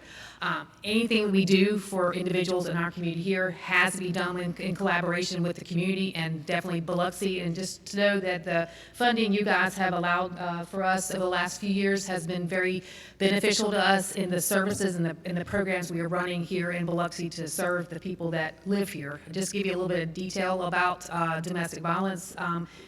It is rampant in our community. We have stayed full in our shelter here for a long time. Right now we have 45 people in shelter. We have 44 beds. We continually send individuals from our Biloxi shelter over to our Pascagoula shelter in need of space because we just don't have enough right now. So we're looking at ways we can expand that. And then we have also served a significant number of individuals in our domestic violence shelters who are sex trafficking victims. So again, is here, we do a lot, and we definitely depend on your support to help us do what we do. Thank you. Thank you. Is there anyone else that would like to speak? Anyone else? If not, citizens' comments are closed. We'll now Councilman, before you move forward with the budget, may I just round us up? We've had 2 budget hearings. Yes, sir. And we have covered the departments, most of the departments, in the intervening weeks since we last met, or 2 weeks since we last met. We've done a lot of puts and takes based on your comments and some feedback from the departments. And the total department summary, that's one of the exhibits in your book, the total department summary under general fund dropped from 73.1 million to 72.3 million, or a drop of about $750,000 change downward. Now, we haven't talked about all the departments, but for the most part, with the exception of administration, executive, legislative, legal, and community development remain virtually unchanged from the previous year. There are some differences, but if you wanted to get into it, what I'm saying is it's not materially important. In administration, there's a huge change that I want to point out to you, because you'll notice it's what we did is we moved the insurance out of non-department and into the administrative general fund. That's why that big increase. So that's just a move in the $3 million of insurance. So with that said, unless you have questions about those departments we haven't talked about, I would say it would be appropriate for us to move into the non-department before they all get up and talk. Okay, so what we'll do real quick, if anyone has something that they want to touch on departmental, we'll give you a few minutes to do that. If anyone has any questions on anything that we haven't covered or anything, George, you have anything? Yeah, Mike, you said about the insurance. You talk about the property insurance, or you talk about health insurance? No, we're talking about property insurance. Okay, well, you still had that listed on it. We still got another meeting to go on the medical insurance. But on this sheet, you have 3.1 million. So the 3.1 million moved from non-department to administrative general fund. It's just the change of which budget we're putting it against, that's all. But I'm not supposed you're gonna put it in there, 3.1 million? Yes, it's showing in the exhibit that you got this afternoon when you started. One of them was the department summary. And under department summary and under administrative, you'll notice there's a big change from the time before. Yeah. And you'll see when we get to a non-department that it's missing from non-department. There's a big zero. Okay, but I mean, you also spent 4.3 million on insurance this year, so you have that listed in the administration part? That's what y'all spent on property insurance. Well, the number that you're seeing, the 3.1 million, is the amount that we agreed to pay. Or it was in last year's budget. The 3.1 was. 3.1 million. I mean, you heard Frank Boros to sit at that table and talk to us about the increases. Yeah, but what I'm asking you, what do you put in for next year? 3.1? No, We budgeted $4,050,000 for insurance in fiscal year '24. a $950,000 increase from 23 to 24. Yeah, that's what I wanted to find out, because you can buy $3 million worth of insurance to take care of everything we need. We don't need to waste another $1 million on insurance. You got $3 million to spend, you buy $3 million worth of insurance. So that's why I was just making sure, because I don't think we need to put another $1 million in the insurance budget for next year. You spend $3 million. Yeah, well, that's just my opinion. If we want to change the price, we have to change the policy. You can't change the policy for this year, but you don't have to buy $4 million for next year. Okay, got it. That's what I'm saying. So that's $1 million you want to take out of there. We'll ask to meet with the insurance committee earlier in the year next year. You know, well, we didn't get an opportunity this year, so that was just one thing. Okay. And so we on the beginning of stuff like this, Diana, we were audited a couple of years ago. Did we adjust the audit or the numbers we done with the true numbers? And they've been adjusted? Has the changes been made from the audit that was suggested? Because I've never got anything, actually all last year. Did we ever go to the true numbers and get the true numbers to start our budget? If we don't have true numbers to start, we can't start the budget. We had an audit report issued for fiscal year 21. Say again? We had the audit report issued for fiscal year 21, and we did finalize those numbers. Yeah, oh, yeah, okay, so that was last year. 22 is still under audit. Right. So they had suggestion, did we take in the suggestion that they made? Right, we recorded those. Okay, and the true numbers you have now are the true numbers from the ones we adjusted. Last year we didn't have them to start last year's budget. So now this year, our beginning numbers are facts. Our beginning numbers are still an estimate because we have not finished the fiscal year, and we're predicting what's going to happen between now and September 30th. So we're dealing with not sure what the numbers are. Right, I mean, an entire budget is an estimate of what we Yeah, think but I is mean, going to happen. We have to have numbers to deal with that based on how we're gonna set this budget. I mean, those numbers gotta be facts for us to deal with. And that's how it works every year. You say they still in motion, that's not good enough. We gotta have numbers to deal with it. If we $5 million out, $5 million up, whatever. Somebody gotta give us some right numbers. So, We're giving you the best numbers we've got. In fact, you find it on this sheet.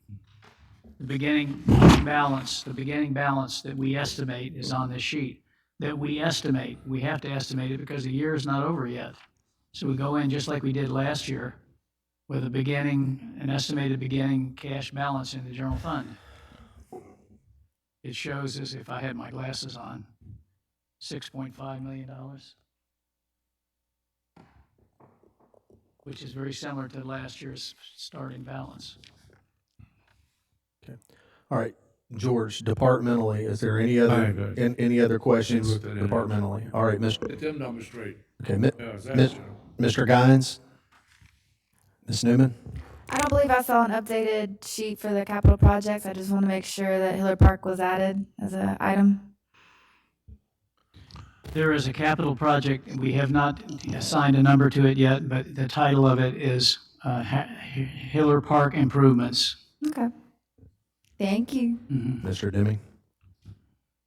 Forgive me, I'm not understanding what we're doing right now. So any of the departments, before we move on to non-departmental, are there any of the departments that we've covered or not covered that you have questions on?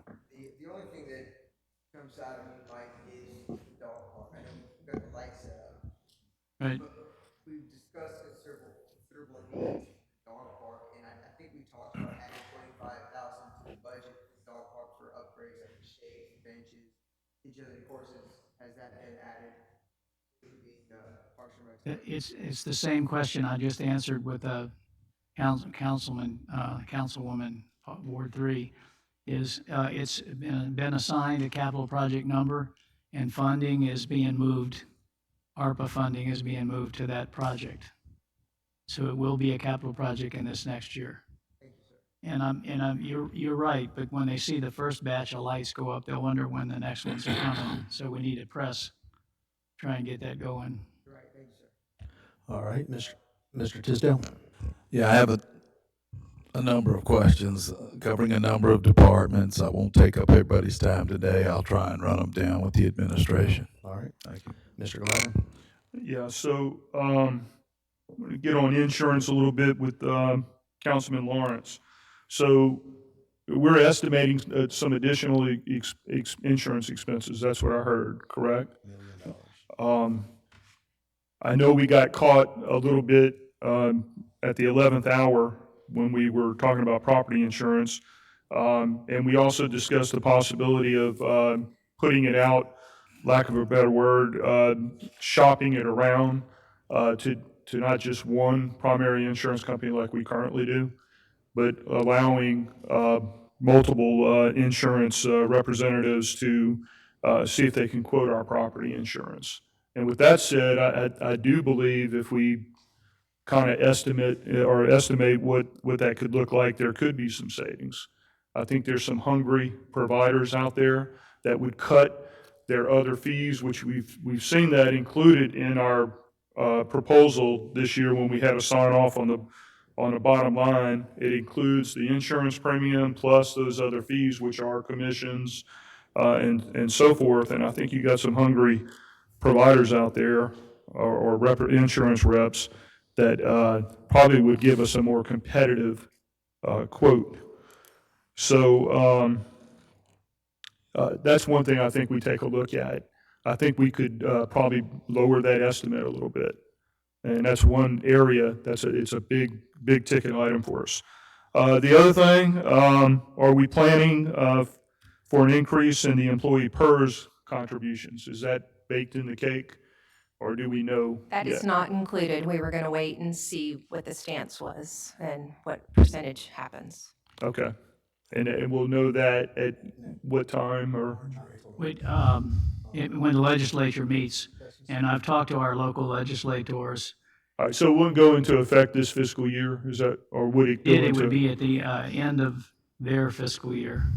Okay. Their fiscal year is a little offset from ours.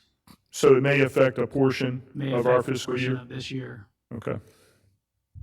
And, I mean, that's what I have for other departments, other than, I know we've talked about our Parks and Rec, and there was a painting project. I don't know if that's included, if we have the resources for painting AJ Holloway Sportsplex buildings. They're looking a little worn. Do we have enough, Mike, to find some resources for that? We just got that quote in a day ago. Okay. And it's not in the budget right now. We'll So if we find some money, we do a budget amendment to paint. on the scoreboard, we did put money in the budget. Okay. But all right. Scoreboard, and now we're hearing there could be multiples, so we'll work on that as we go. And we always have the opportunity in the middle of the year to do a budget amendment. We don't like to encourage that right out of the bat. All right, that's all I got. All right, Mr. Lawrence, real quick. Yeah, run real quick on the court system. If we adjusted anything there, won't we losing $1 million a year? Do we have too many employees? We're not collecting any money. Collect $300,000-400,000. Costs $1.5 million to run this program. So have y'all adjusted anything? It's what we briefed. It's the same number we briefed two meetings ago. So we're gonna lose another $1 million, and nobody seems to, that don't bother anybody? That we lose $1 million every year in the court system? And we're not doing anything about it? $1.2 million, $1.3 million every year. So that's 3 or 4 years. And we made no adjustments.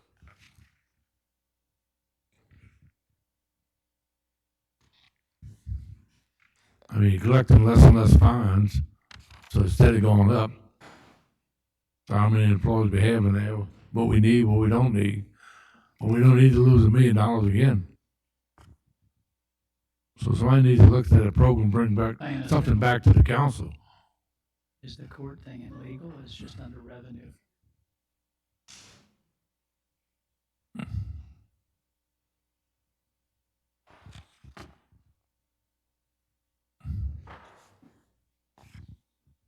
I can't remember what we got. Revenue. Amount of money. Yeah.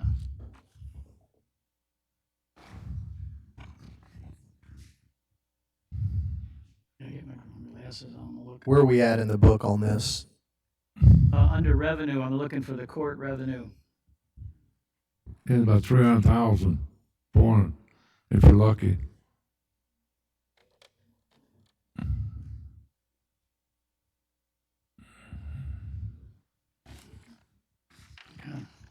Hey, Carrie.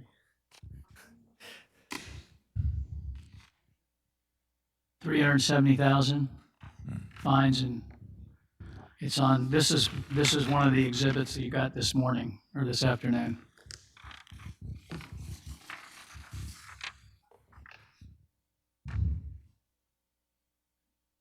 but you still spent about $1.5 million in that program. I ain't looked at the paper, that's just the way it was last year. That's how you want to lose $1.2 million or whatever it is every year. 370,000, right? If I'm reading that right. And any councilman sitting up here, we can't just sit there and keep losing millions of dollars.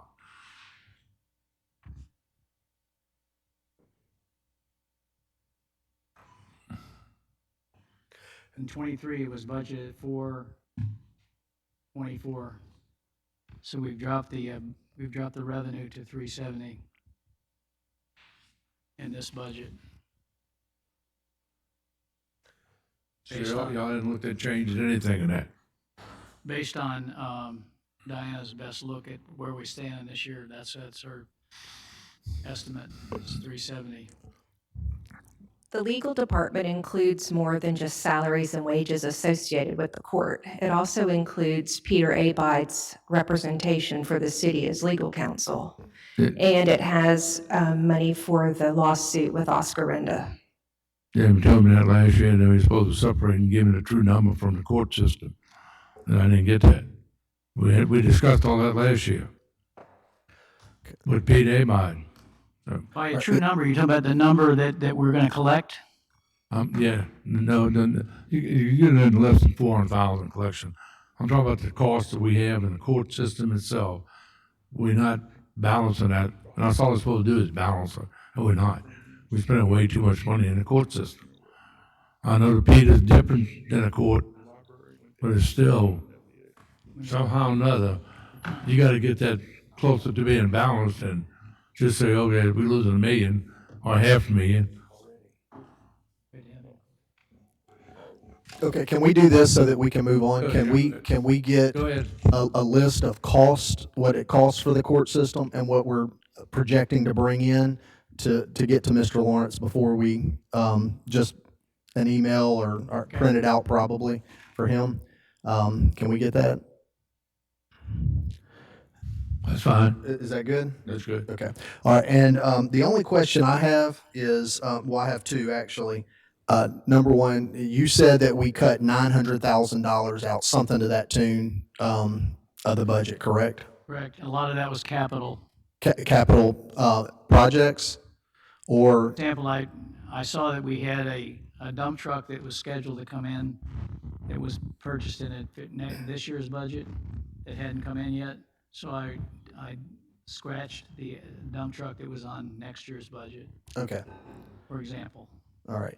And then my next question is, what is our projected cash balance? Like last year, I think it was like $7 or $8 million. What are we projecting our cash balance to be at the end of this fiscal year? 6.85. 6.85. It's on that combined fund statement up at the very top. And then last question is, what do we have added in the parking for the parking garage for Shucker Stadium into projected revenue? We did not project any revenue for that. But that is something that next season is going to be, that's going to be coming in, correct? Right, we've spent about $2,000 to have the key machine, the gate working, and the team players have cards so they can come and go. Yeah. But how many spots are in there? 300? 85. 285. At how much are we going to charge? $10, $5, $10? Do we know that? We've talked about 10 and 5. Okay. First shot at this is going to be cruising the coast, probably. Okay. I just think that that's going to be significant revenue to the city, especially Mardi Gras, cruising the coast, all these events. 285 spots at $10. If we fill that up, what's that? $3,000 a night, something like that. More than we're getting in ticket prices. Correct. Okay. So if that's something we can just look at and do some sort of projection, and that's all I have. So now, one question on MGM Park. Y'all selling the name right. What are you looking at getting for that? Selling the name for MGM Park to somebody. About the naming? The naming, right? You changing the name from MGM Park. We haven't changed the name yet. We've been given the permission to shop it. is being shopped. Peter can give you more detail if he was here. All right, now we're going to shift gears and go to non-departmentals. If And whoever's you should have an update in your book that was handed out for non-department. If you see a 0, it means they didn't ask for anything. Okay, so we're going to start with the library. If those representing the library would come forward so that you can answer any questions. And if you want to give us a brief summary, you can do that, and then we'll ask whatever questions we have. Okay, thank you. I appreciate the opportunity. I'm Sarah Chrysler-Rusky, the director of the Harrison County Library System, and I would like to give you an overview of some of the things we've been doing. Sean has already talked to you about LUMO. That's one of our big initiatives that we finally got rolling. There were delays because of COVID, supply chains, and so forth, but we really feel like it's having a positive effect on our services in the county, and we have several stops in Biloxi. And in addition, we're seeing our services increase. COVID, kind of knocked things down for everyone, and so we're bouncing back. And we're really pleased to see that our visits are up about 40% last year compared to the previous. Computer use up about 75%, and checkouts. All of those measures are up. In addition, for summer reading, we just had a really great year. We had 1,600 kids and teens registered.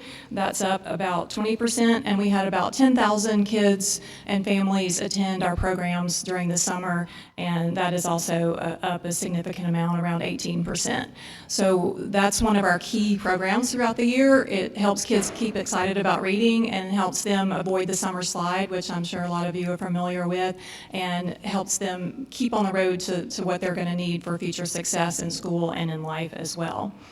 Our story times are also going really strong. We do story times throughout the year, not just during summer reading. Margaret Sherry, for example, Miss Bree had to add story times because they were so popular, and she's been doing, and all of our staff, but they've added kids programming, and so we're very proud of that. Staff has been working hard to expand programming for all ages because we feel like one of the roles of the library is to be a community center and to bring people together to get together in your public space that belongs to the citizens, and that's an important part of what we do as well. Our mission is to promote lifelong learning, so from birth to senior citizens, and we're trying really hard to do that. I know a lot of you are also familiar with the local history department. I know the city uses the resources that we have. We've increased access to those resources. We've added a database called Montage, and the staff is working really hard to scan their collections. And so if you go on our website, we're still building it, but you can access the images that we house in the local history. And I think that's going to be a really great addition. That's one of our most popular things. I know some of you interact on social media and you see the posts that they make of the historic buildings and places that are no longer here, and I think people really enjoy that. Just out today, we're able to announce, we found out last week, but the local history department has been awarded a national competitive grant from the National Endowment for the Humanities. It's about $48,000, and it's geared to preserve history from communities that are threatened by catastrophic weather events like hurricanes, of course, for here. So our staff will be going out and meeting with people in different communities and recording their history, digitizing things, and making sure that those things don't get lost if we have future hurricanes or other flooding type or any kind of weather events. So those are the highlights of what we've been up to. We hope that you will continue in supporting us because we couldn't do it without your support, and I'm ready for any questions that you'll have. We'll start with you, George. George? This was brought up a couple of years ago that the city of Biloxi has way too many libraries. That we have 4 right now, counting the new at Wool Market, and Biloxi is the hub for the libraries in Harrison County. Do we get anything extra from Harrison County for that? I'm sorry? The one downtown is the hub, is the main library. Yeah. It keeps all the facts and everything. So do we get anything extra from Harrison County to help support the stuff we have to do in that library? The county provides the largest portion of our funding. They provided a little over $1 million last year because none of the local funders revenue is sufficient to run the costs. Like Biloxi costs last year a little over $1 million to run, and we received $733,000 in funds from the city. So yes, the county subsidizes each one of our cities, Pass Christian, Gulfport, and D'Iberville, and Biloxi. They do contribute to the headquarters functioning, because that we have a headquarters, like me and other administrative folks, and the county pays for that. And then their funding, and then we have a little bit of state funding also goes to support the gaps. It used to be Gulfport, they shut that down, so Biloxi took over the headquarters, if you want to call it. I was just wondering, we got additional money for that, because you're talking about we got $733,000 last year, but it cost us over $2 million in building. We spent about $2.4 million on the library. And that's what people keep saying. Do we actually need 4 of them in the city of Biloxi? Gulfport has 1. I got 70,000 people. We I have got 2. 2. Yeah. I think we should have more in Gulfport, but Huh? I said I think we should have more in Gulfport. We don't have one in, say, the Bayou View area.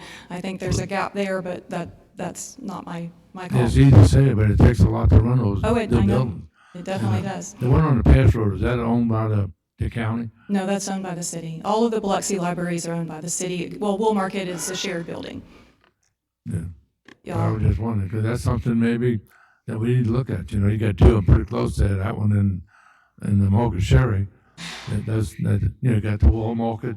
I think that's great because we're going that way. The hub down there, the headquarters down in the city of Biloxi, that's fine.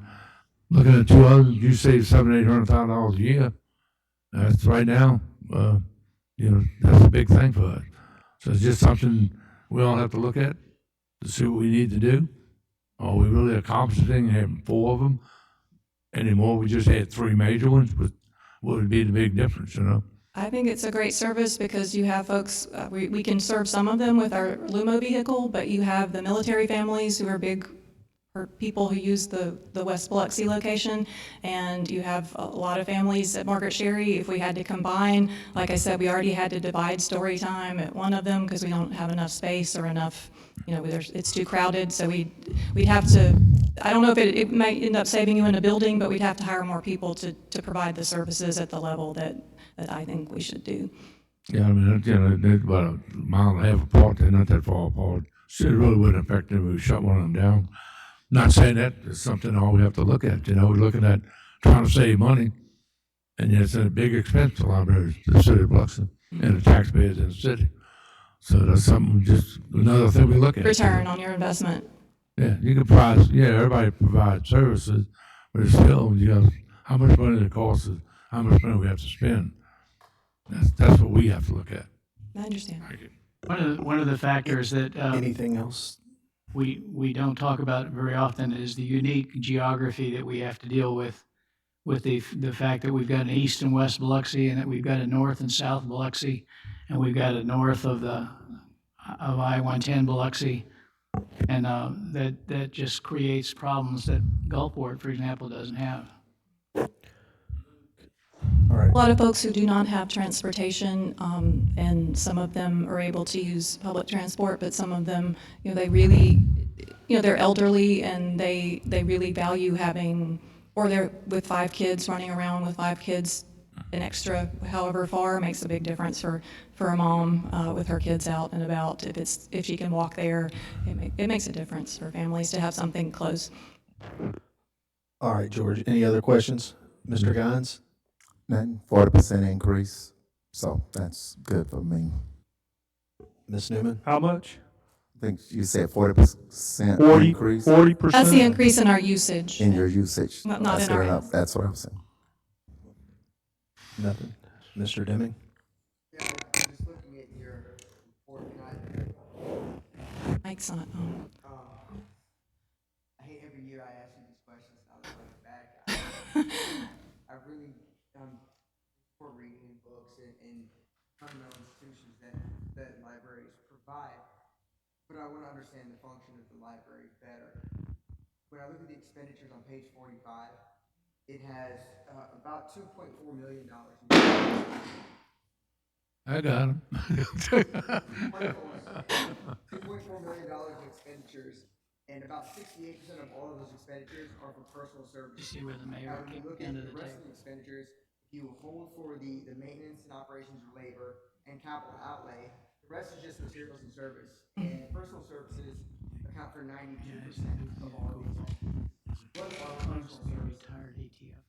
I'm grabbing my budget. Well, the biggest percentage of our budget is people. That is the most expensive thing that we do, is to staff the library, because you can't have a library if you don't have staff. So is that not included in maintenance and operations?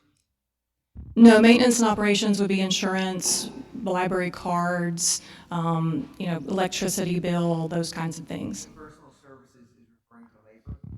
So the salaries, and I'm not sure what you were looking at. 45. I don't have a copy of your budget. Do you have a copy? I'm page 45. I only have it. I gotta go make it. This is what I. It's not a short form, it's the long one. Okay. It's the library audit from. Oh, the audit, okay. I don't have the audit with me. I may have it in my phone. I'll reserve these questions. If you want to give me a call, maybe we can talk about it. Sure.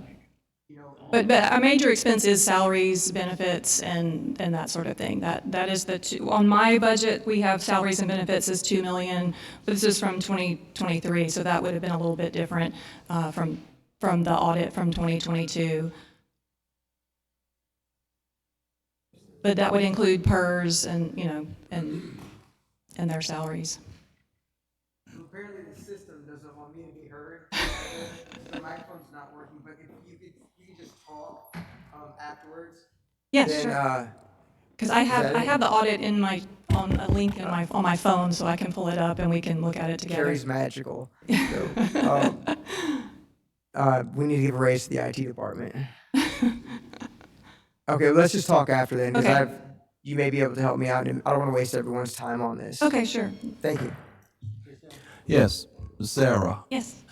what are the hourly wages for employees that begin work, say at the entry level? $10 an hour, and I think it's 65% of Biloxi folks are, even though they may have been there a year or more, making $10 an hour. $10 an hour, and is that true? 69 are making under $11.50, 69% of the Biloxi staff.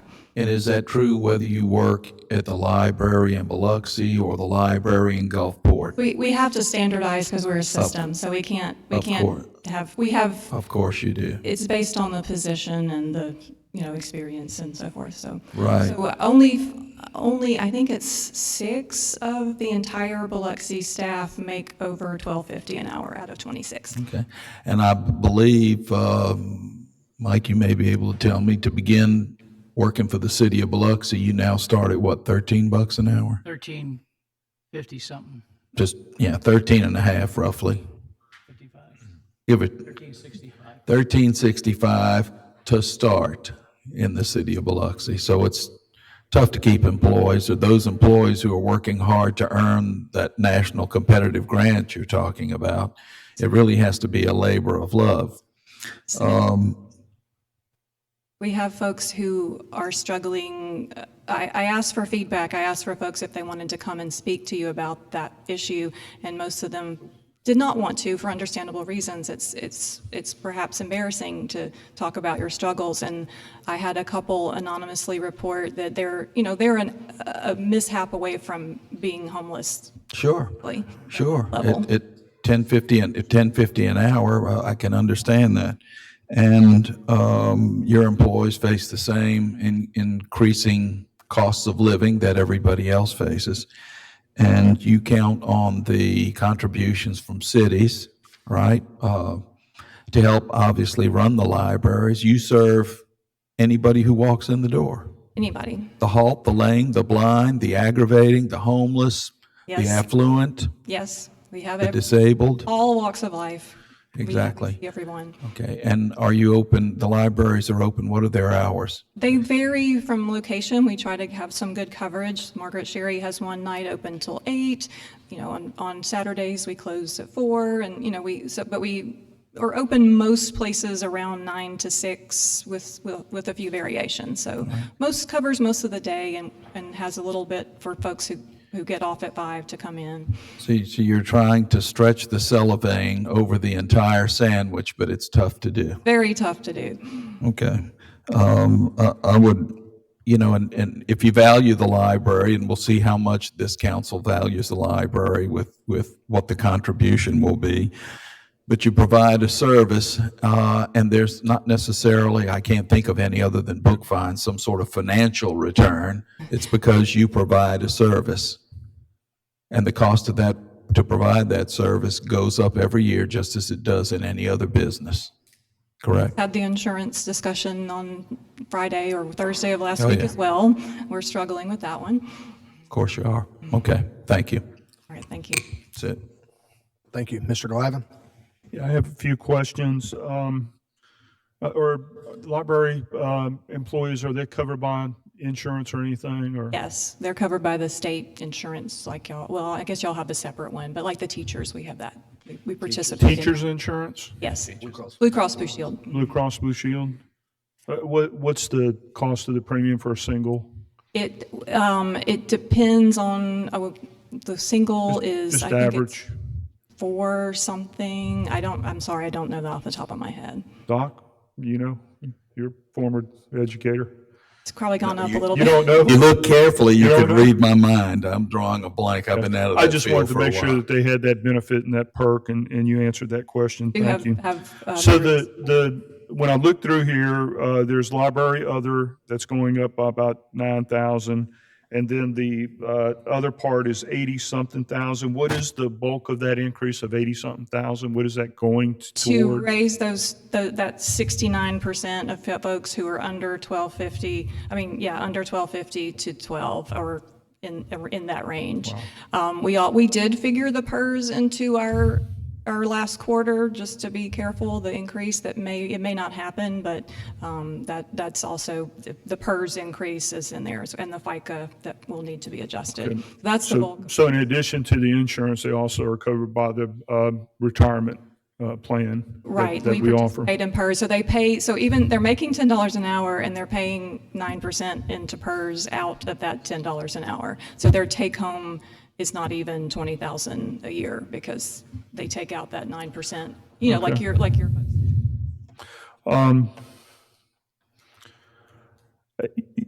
I'm looking at non-departmental, and if I'm looking at this right, nearly 50% of non-departmental is library system, close to 50% of total non-departmental. Is that correct? If I'm looking at this correctly?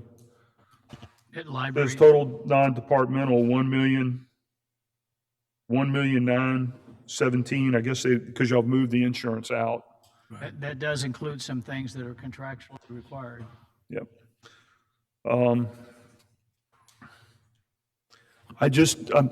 having a bit of a problem. So I think when I started on this council, the library annual budget was somewhere a little north of 500,000, and now here we are, inching it up, increasing services that we don't have a lot of money to expand, those services. In fact, when we were looking at public safety, Chief Miller commented that there were years where we didn't even buy cars or police vehicles. And, so I'm not opposed to, our biggest non-departmental expense is the library system. And we're committed to that large expense to try to make the library system successful. What is your total ask this year from all sources? The total ask is 3,486,959. That's our estimated. We have not talked to all of our funders. We've talked to the county. That will be adjusted. The county agreed to give us extra funding for our electronic materials because we have such a problem keeping up, and we only spend about 40,000 on that, whereas Jackson George and Hancock and Hattiesburg and other peer libraries spend about double, so they agreed to add that in to what is on. So 3,486, 3 million? Yeah. 486 is what you're asking from all sources, and that being the county? Yes. The cities? Yes. And we get, we do receive about 200,000 from the state, and that includes, we get people buy copies and prints and All things right, like that. so just Biloxi, what is your total ask? Not the total library system. What is- 816. 816? No, from all sources for just Biloxi. Was it that 3 million? No, that 3 million is our total budget. Yeah, just for Biloxi, what additional funds do you get from the county and other sources? Or your ask from the county and other sources? We asked $1,036,000 from the county total, and we asked, we don't break out the county into subgroups, I guess. Maybe I'm not understanding your question. Okay. All right, so I'm looking in 2002, it was $1 million from Harrison County and $723 from the city of Biloxi. 22, Yeah, 2022. Some of the material, this was controversial last year, there were some displays that were similar to the displays from the previous year. Why are we still displaying children books that depict material that there are certain people in the community that it offends when they have kids that are coming into those seminars that you're mentioning or those book fairs that you were mentioning? Why are we still doing that? I have not had a formal complaint from any patron, but I was made privy to some photos that were taken, and the children's books that were in those photos did not have, one of them had a rainbow on the cover, but it was not LGBTQ related at all. It just had a rainbow. The other one had a boy, it was called The Boy with Flowers in His Hair. It is not LGBTQ related. It just happens to be a boy with flowers in his hair. So I have not received a complaint to examine to understand the issue with those items. And I appreciate that explanation. So why not just have them available to check out? Why are we compelled to display those children with rainbows and flowers in their, boys with flowers in their hair? Because they're not, they don't have any content that I think anyone could find in any way objectionable, those particular books. It was a book about a child who was sad, and it was like a fantasy, right? So the kid's hair was like a magic person, I don't know, and their flowers wilted, and their friends made them feel better and made new flowers to go in their hair. It wasn't about gender or any other topic. And the other book, I think, as I recall, was a kid moving from some place that was sunny and warm to a place that was cold, and the rainbow represented the sunny, warm place. So I don't think those items would be a problem. Okay, I appreciate you asking the question. Can I follow up on this topic, or are you done? Almost. Again, this is our largest commitment and expense of any other item. You mentioned earlier that the benefit of having so many libraries is so we can touch a lot of people to have access to some services, and we're trying to understand that.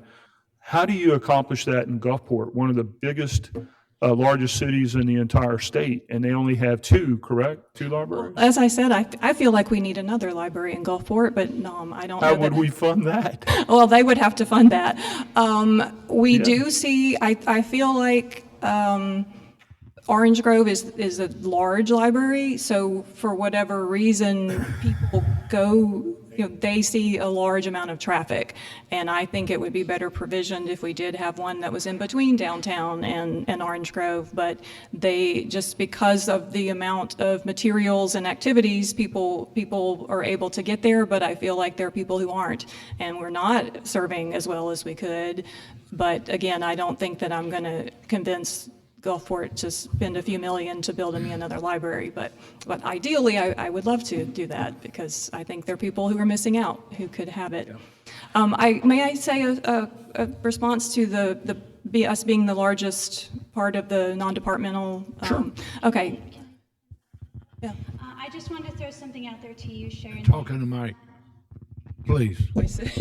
And I apologize to my colleagues taking so much time. I'm just trying to get some answers. I just wanted to throw one little thing out there to you guys.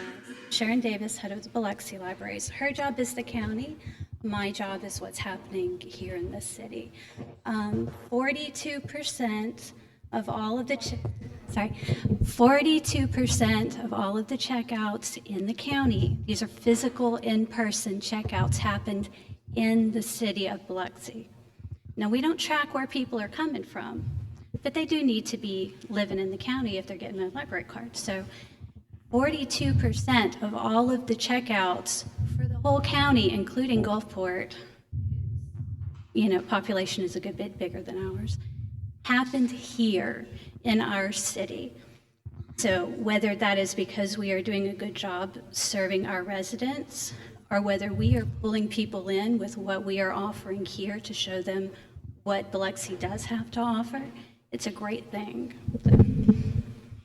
Thanks, Sharon. So the comment that I would like to make is, I know we are in the non-departmental, and I feel that that is maybe not the most appropriate place for us to be, because you could award millage to us. It is approved by the legislature already, and I think you mentioned that the budget was,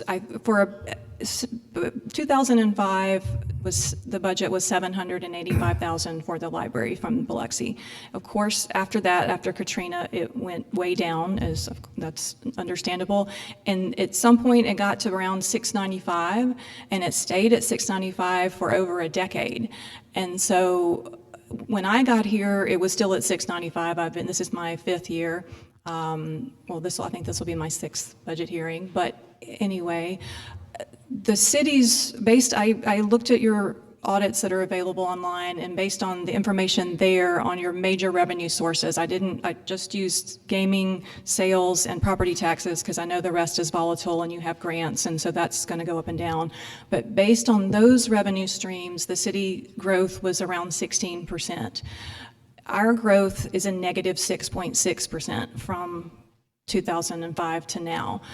And so I know that it seems like we are jumping in the recent years, but in my point of view, we have been sort of held back and having to play catch up to get to where we would have been if we had been on millage and we had grown with you, because the city has prospered, and you've had ups and downs, of course, within that time. But from 2005 to 2021, because that's, as Diana said, that's the last audit that's completed, your major sources grew a nice amount, and ours decreased. So that is the reason for us taking up such a large portion with this ask.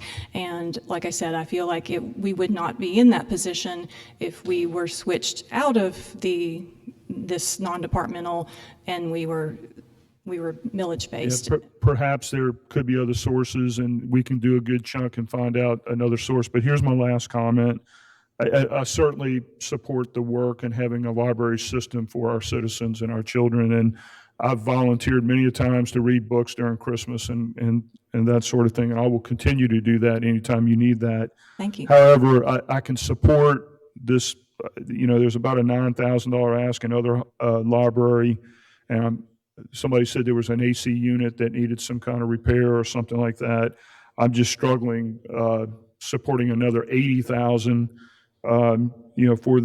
for this ask for these entry level positions at this time. And I'll finish. That concludes my question. Mr. Tisdale, you have something? Yeah, we talked about books and displays.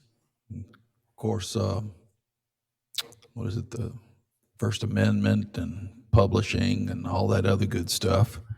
But there's a process. If I walk in the library and I'm offended by something I see, there's a process whereby you don't need to elaborate on the process, but I remember we sort of had this discussion earlier, and that is there's a process. So if I'm offended, I ask for a form, I fill out a form. There's a panel or a board that reviews this and makes the decision and will get back to me. I think sometimes it's easier for me to take a picture and email it to the mayor's office or to Paul Tisdale or whatever. That's the easy thing to do. But if I'm really that offended, I should take the time, look at the book, complete the form, and wait for a reply. All right. Okay. Thank you. The only other thing I wanted to mention is when you talked about the costs increasing and looking through the CPI consumer price index and what the rate of inflation is. In the last, I believe it's the last 5 years, inflation, according to the CPI, has gone up 21%, just in the last 5 years. In the last 10 years, it's gone up a total of 31%. And the figure you mentioned earlier, I think you mentioned the year was 2005.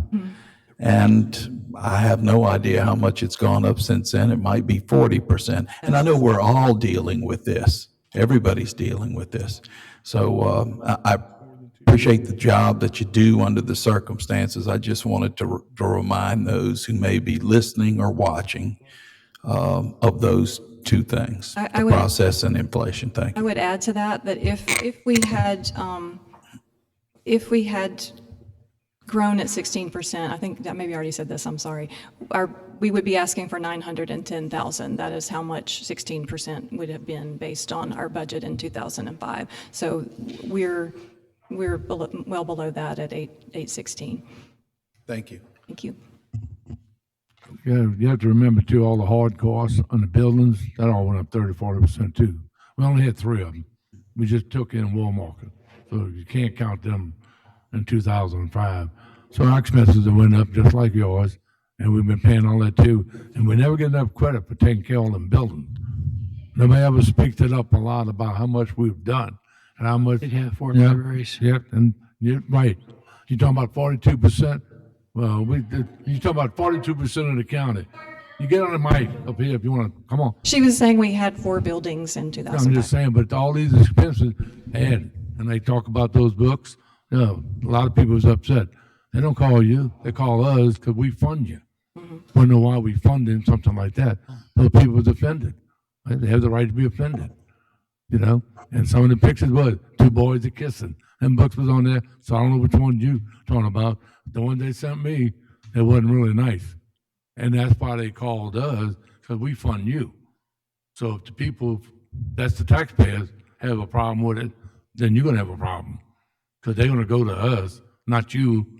You can fill all the forms you want to, but they're going to count the mayor and the councilman. They're going to talk to us about, why are you doing that? Why are you taking my money and funding something like that? Okay, so I have a couple of comments, and then we'll move to the next. Number one, I support the library completely. However, as Mike said a while ago, he's cutting a dump truck out of Public Works budget. And we have, as Kenny stated, police vehicles that are needed that we're not buying enough of. And first and foremost, the public safety of our city comes first. We have an obligation to protect our citizens, to make sure that they're safe, our fire department, our roads, those sort of things. It's not taking anything away from the library, but if I have to make a decision where I'm going to cut something or where I'm not going to offer additional funding, I'm going to make sure that those departments are covered first, because the public safety of our citizens is more important than giving library workers a raise. And that's not diminishing those in the library whatsoever, but we have an obligation to offer to fully fund these departments and make sure that our citizens are safe. And so that's first and foremost. Second, there were multiple books, and that's not for a discussion right now, but it is a discussion that needs to be had, because last year we were assured that this wouldn't happen again. And I have the pictures as well, and it's in multiple libraries and it's multiple books, and these things, we're not saying they don't have a place in the library, but to be on public display for children, that parents do not want those children to see those, we have an obligation to guard those children if their parents do not agree with them seeing that type of material. Different discussion, but there were much more than just the 2 books that you're referring to that was sent to us. So can I see those pictures? Yeah, that's really all that I have, because everything else has been covered. I'm not saying I won't support funding what y'all are asking for, but at the end of the day, we have a budget that has to be balanced. and I'm not going to cut one of our essential departments to fund an extra $83,000 for the library system if it comes to that. Ms. Newman? You said you had a question, or? No, I said, can I see the pictures? Oh, I'm sorry. I do have a question. So Also, do you have pictures of your display, of each display throughout the year? Because it's not just about the LGBTQ, it's about anything on display that's inappropriate, whether it's heterosexual or what have you. So do you have pictures of each display? We don't typically record, all the displays because we have thousands throughout the year in our different branches. But we do ask the staff that if there is something controversial that they send it, there's a process for that as well. But I would underline that if you receive comments, please ask the people to speak to us, because it's most helpful for us to address it in a comprehensive way, because as I think Mr. Tisdale mentioned, there are First Amendment concerns and other types of things that have to be taken into consideration. So I would encourage you to encourage people to let us know what it is that they are objecting to. I understand, Mr. Barrett, of course, I appreciate that your safety, public safety and fire safety and those sort of things are paramount for any city or any funding entity. And I hope that you will be able to fund them as well as us. If you are not able to fund us, we will have to have future discussions about what branch or branches that you would like us to close, because I don't know how we can continue to operate and pay people. We just won't be able to keep staff, and we will not be able to open because we won't have staff even if we wanted to. But I think that is the point where we are, that if we can't pay people a living, or at least a semi-living wage, we won't be able to keep. We'll have to close a branch to fund the raises for the remaining staff. So that would be a future discussion. But I hope that we don't get there, that your revenue projections are very positive, and that we're able to all be funded in a way that is adequate. how many objectionable complaints were processed this year? Have any idea? 200? I have not had any official complaints at all this year. Okay, so if I have heartburn about a book that my son is bringing home, okay, if it's a small child, I should be in the library with my child. Yes. And particularly if I have concerns about the books that might be in the library. But again, rather than just a knee-jerk reaction, follow the process. That's what it's there for. Yes, the staff are all trained to give my card, and I will direct people to, there's a form, and then we, like you said earlier, Sure. we have a committee, we have an appeal to the board, and the board has the ultimate decision. Right. The other point is, I think we all want to fund for public safety, but I would point out that, again, we're behind the curve in paying our law enforcement officers compared to a neighboring city. And the only way we're going to make up that difference, in addition to some of these other services, I don't think we're going to grow our way into that without some sort of millage increase. I just don't see it happening. That being said, then, yeah, we've got to make some drastic cuts. So we're fixing to find out here in the next few weeks exactly how much we value our libraries, how much we value our first responders, how much we value public works. I'll just leave it at that. No, don't leave it there. Okay. What the heck does that mean? What the heck does that mean? Yeah. How many sworn officers? Yes, it is, but so is law enforcement. How many vacancies we have? That statement is irresponsible. Oh, I don't think it's irresponsible. If you're going to fully fund the police, so they have the personnel they need in order for us to be safe. If safety is a primary concern, we got to hire more officers. We hadn't been able to do that in the past. That isn't the topic. I know it's not the topic, but when I hear that we're doing our best to meet all these needs, there are a lot of needs. That wasn't the comment. You said we're going to find out who values the needs. library. You didn't say who values the police department. You said we're going to find out who values the library. That's correct. We will when we adopt this budget. Let's move on. Are there any final questions for the library system? Any final questions? And y'all discussions over there, you two? They're getting excited.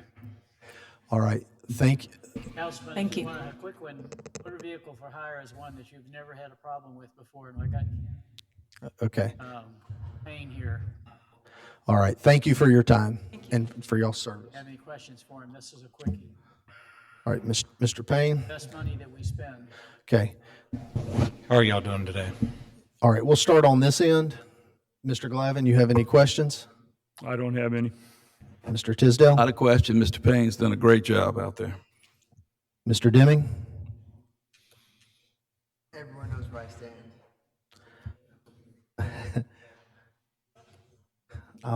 Ms. Newman? All right. Mr. Lawrence, do you have any questions? Yeah, you still doing the same amount of money? It's actually up a little bit this year, Mr. Lawrence. You know, we've kind of been going down since COVID. We've lost quite a few cabs. We're down about 50 cabs right now. But from last year to this year, the number of cabs and the number of fares dropped off have increased a little bit. We're easing up, but you know, our money is still tight. It's just me. I don't have a staff. Right. You know, just got a small office in the airport. The little bit that we're asking for an increase, I think, is like $4,500 for the year. You know, that's We just to started help.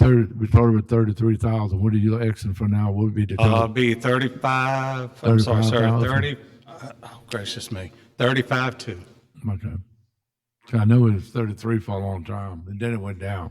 Yes, sir. And that's was due to, of course, the change in the pro rata share. But our commission, or the Motor Vehicle for Hire Commission, voted to increase our budget overall and to request a little bit of money from each, you know, split through the 3 cities. But Biloxi would go from the last year's amount up to 35.2 this year. Right. They have been as high as 35.5. So, Yeah. but we're still under where we were. To start with, right? Yeah. Yes, sir. Appreciate it. All right. I'm sorry, Mr. Dillon. I do have a question, and it's really not about funding. I'm more curious about volume. I've noticed, just as a consumer, that I can't get an Uber or a Lyft at all. Have we seen an increase of drivers because the fallout from Uber and Lyft? No, sir. We don't. I probably in the last year, I could say I've gotten maybe a dozen people from Uber Lyft, mostly Uber. I think there's been some change in their financial structure too, as far as what they charge their drivers or the percentage they're taking from them. But, you know, we have a big turnover. It's just a consistent turnover with drivers. I do have probably 50 of them out of I currently have 107 permitted drivers, and maybe 50 something of them are repeat. They're every year. They've been here longer than I have, and I'm going on 7 years with y'all now. Right at this moment, right now, what is the highest volume for destinations? Is it still the casinos and the airport? Yes, casinos and the airport. Yes, sir. Thank you. That's all I have. Thank you for your time. You said you had 107 cars now? Is that one company? That's all right. I have, right now, currently, we have 14 companies, 107 permitted drivers, and 92 taxis. Okay. Okay? All right. Y'all ready for CTA? All right, let's do CTA. Kevin?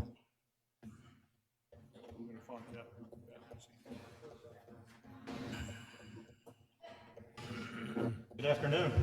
Good afternoon. Thanks for allowing us to be here, considering us.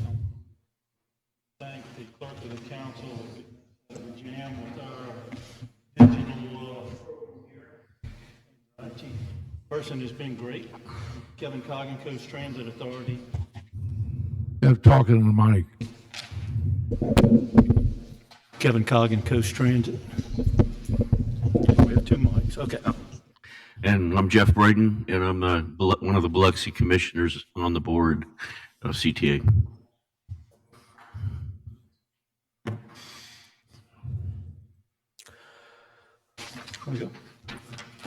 So we're going to ask for a little patience. We want to give 10 minutes to kind of go over a little bit of updates on the demographics of our CTA service areas and some of the statistics. And then we'll let, then Kevin's going to pick up from there and go into the details of the actual budget request. So the fixed route support that CTA provides on the coast currently supports the cities of Biloxi, Gulfport, Ocean Springs, and D'Iberville. And we also provide on-demand services, which there's no cost associated to the cities for the on-demand services, because they're paid for by the various entities that we provide that service to, but it's throughout Harrison, Hancock, and Jackson counties. And this would be things like working with medical institutions for transporting patients or from other similar types of situations. This year, we're projecting that we'll do over 700,000 riders in system-wide in the fixed route service. 50% of those riders start and or end their CTA ride in Biloxi. So Biloxi does represent the largest passenger activity for us. Nearly 75% of those passengers are daily riders, meaning they're totally dependent on their weekly transportation on CTA. 90% of those don't even own a car. So as you can see, that they'd be in a world of hurt if they had to either hire an Uber or a taxi to get where they got to go. Nearly 10% of those riders are using CTA to attend medical appointments, and 33% are traveling to and from work using CTA service. Over half of those people that are transporting for work are casino workers, and roughly 17% are workers at bars and restaurants.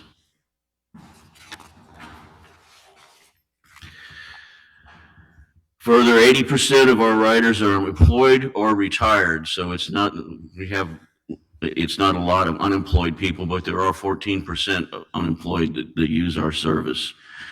2/3 of the riders only have poverty level income, meaning $25,000 a year or less total income.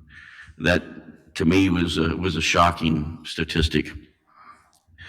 2/3 of the riders are minority citizens, with 61% of are African American. CTA is basically, based on this data, transporting the working poor in our community. And at the time, with ongoing shortage of affordable labor, we are helping local businesses maintain their workforce through our service. And greatly, this year we got the highest approval in our rider surveys for satisfaction of our service ever recorded at 95% this year. While we're here to talk about the budget specifically for fixed service, turns out we provide a total of about $2.7 million of service at our cost to the city of Biloxi, which includes not only fixed service, but the on-demand, a coast commuter service, rental income that we bounce back towards the city's subsidy for property that we rent, and in our activities related to the East-West corridor, which hopefully is going to get finally moved forward at some point in the near future. So that means that the city of Biloxi is enjoying 7 times more service at our cost than what your subsidy is. Some statistics against our peers in the Southeast. As it turns out, our fare box revenue is the second highest as a percent of fixed route cost of any of the other cities that have been grouped as our peers, meaning cities of similar size and Places like Memphis, Shreveport, Pensacola are some of those that are in that peer group. And the local subsidy as a percent of our total operating cost, we are the second lowest, meaning that the city of Biloxi pays less than virtually every other city in the southeast for this service.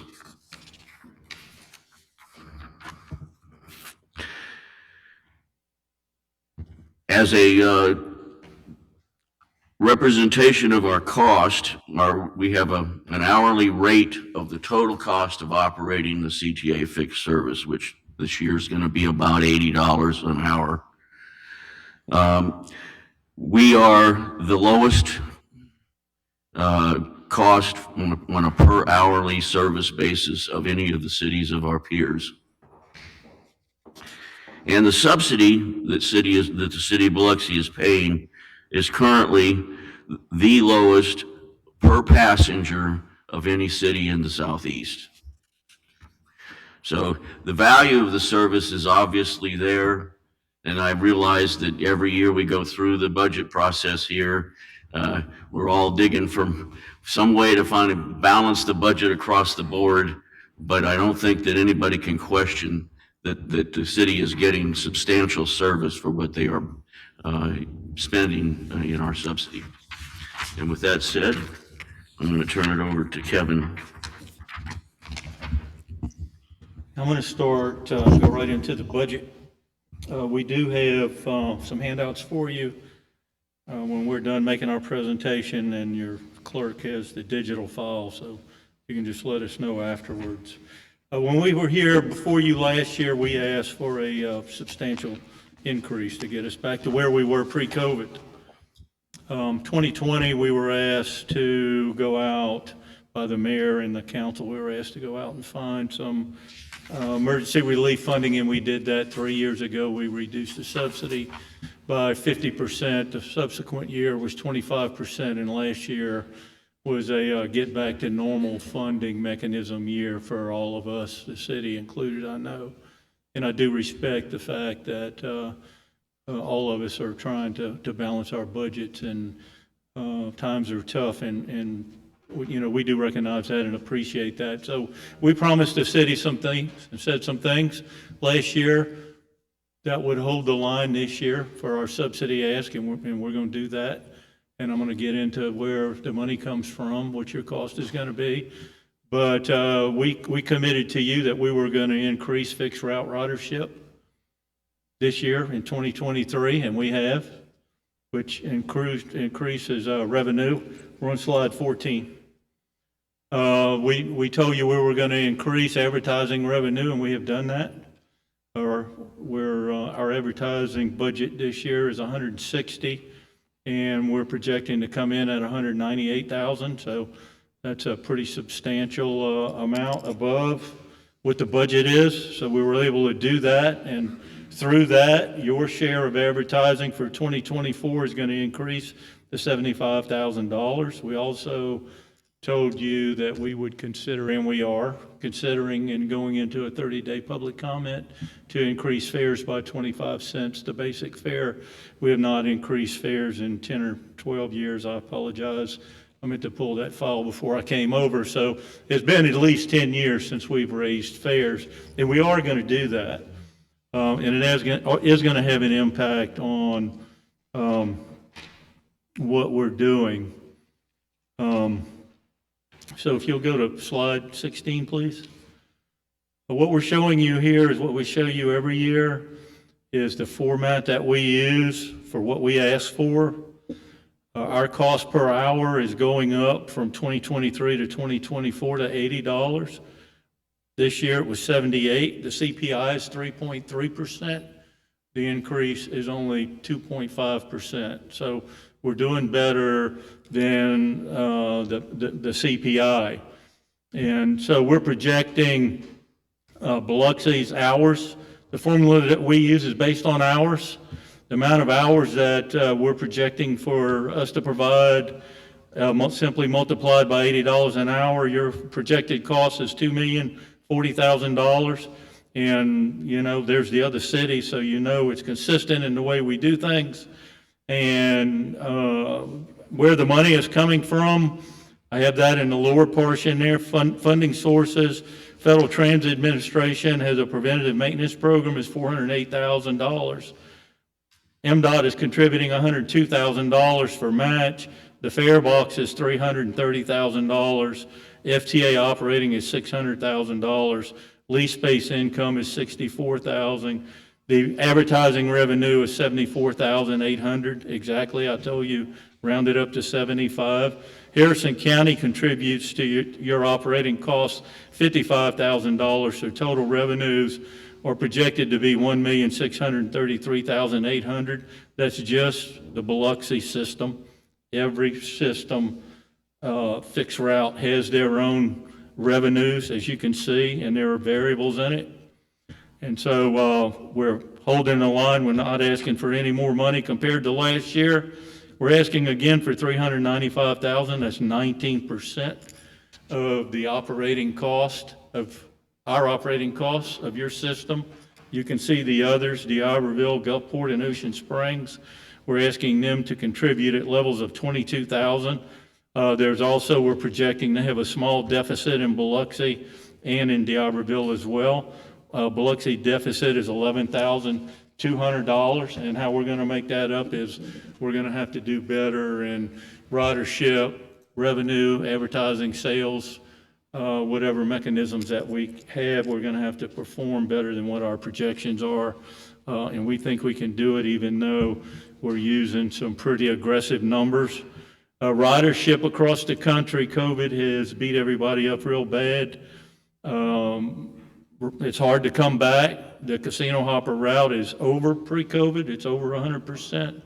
Route 34 Pass Road has not come back. Our ridership projection is less than what our budget numbers were. So we're not generating the fare box revenue in 2023. We thought we would. But anyway, we're going to do exactly what we told you we were going to do. We're not asking for an increase from what we asked for last year.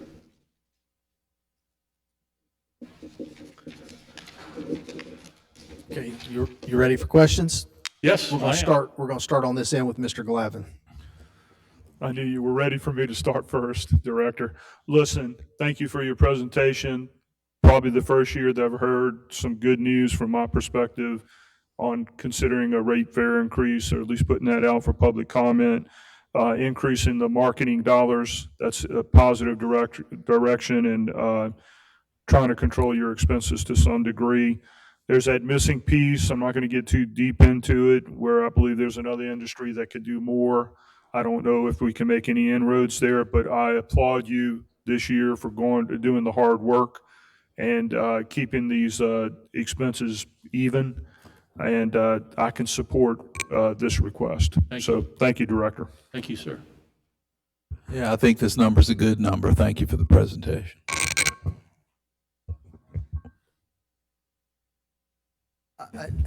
Go ahead, Robert. I don't have any comments regarding the numbers. I'm not in opposition to it. Which I'm sure, Mr. Coggin, you're probably not used to me not challenging your request. How have you been? I haven't seen you in a while.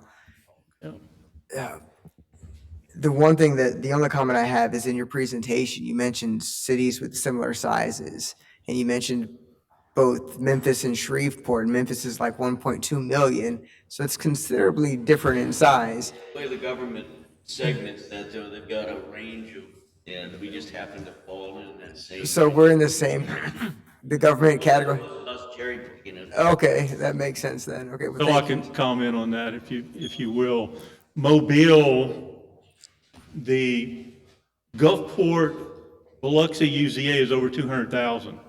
So in Federal Transit Administration's eyes, we're a mid-sized transit system, but we don't run a whole lot of buses. So we're really a small urban system. Mobile is in there, they're comparable to us, and J-Tran and Jackson is comparable to us. So There's some others that are really comparable, but we wanted to kind of look at a southeast region look, and yes, Memphis is much bigger, and other cities in RTA and New Orleans, and they contribute a lot more at a much higher rate. We just wanted to kind of give you that feel how we stack up in terms of percentages with our sister transit systems. Right, and I was really just suggesting that in jest, right? It wasn't really a challenge. I just found it humorous, that's all. Ms. Newman, I don't have anything else if you want to follow me. Ms. Newman? Yeah, Biloxi's 50,000 people roughly. And I know you compare everything to Mobile, other places. My thing, last year we raised everything 100,000, and what we got for the 100,000 for last year, that you still need the same amount of money. That was a big increase last year. So, yes, it is, and we thank you for that. And we know it was difficult. So 3 years ago, I'm going to go back to repeat myself and said what I said earlier. 3 years ago, we were asked to go out and find some COVID money to reduce the subsidy we asked for, and we did that, 50%, I'm sorry. And then 2 years ago, we reduced your subsidy 25%, and we gave you all that data. I don't have the detailed data in front of me. Last year was a year where we asked you to get us back to pre-COVID funding, and you did that. And we said if you would help us do that, we would recover and make more revenue and come back this year and not ask for an increase. So we've held up our end of the bargain for 3 of the last 4 years when we've reduced our subsidy to you and held the line and increased our own self-generated revenue. This year, forecast for 2024, we don't know obviously what the world's going to bring, but we are focused on minimizing what we ask you for, and we're at 19%. Your sister cities on the coast are at 22%, and we're much lower than the regional average.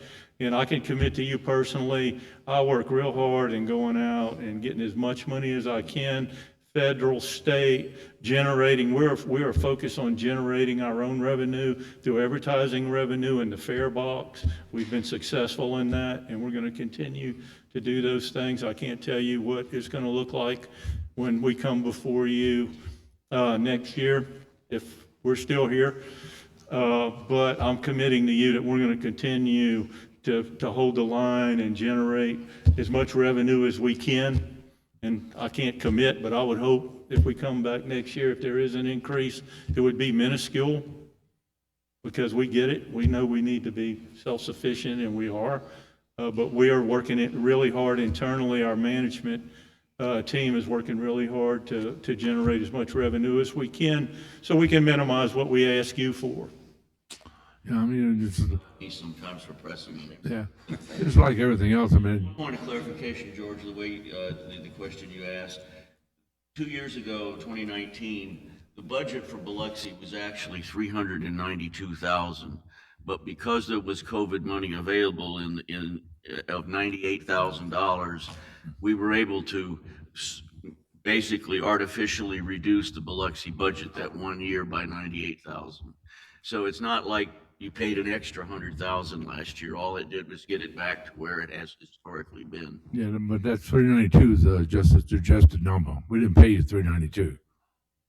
You ended up paying $294 that year because the $98,000 of COVID money that was able to be obtained. Yeah.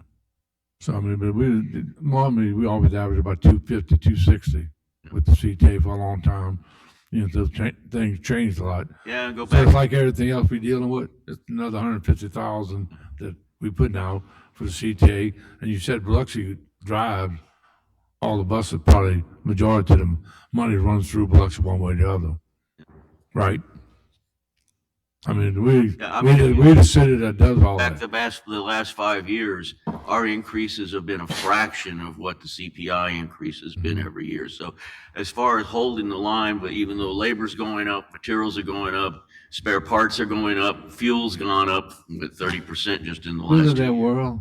Our budget would be 200 million. And yet we've if we pretty did all much, that. this is 3 years in a row that the budget's been basically the same for Biloxi. But I'm just saying that you talk about all them increases. If we followed all them increases, our budget has to be 200 million, not 100 million. You know, so I mean, it affects everybody. So, yeah, we live in the same world that everybody else does. We just have to I'd do- like to point out something too. This is page 21 of one of your audits, and your budgeted excess of revenues over expenses was 931.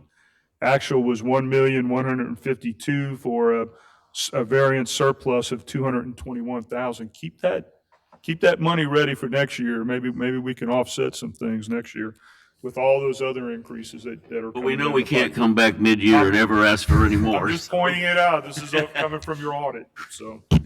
I don't really have anything.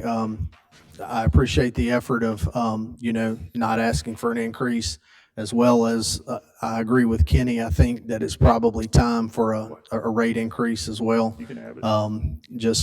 But you said 10 years or something along those lines. And I did, and it may have been, I know you got a new salesperson in the advertising department. I did have seen an uptick in advertising for you guys. So appreciate y'all coming. I don't really have anything further. Oh, I do have one question. I'm sorry. All right.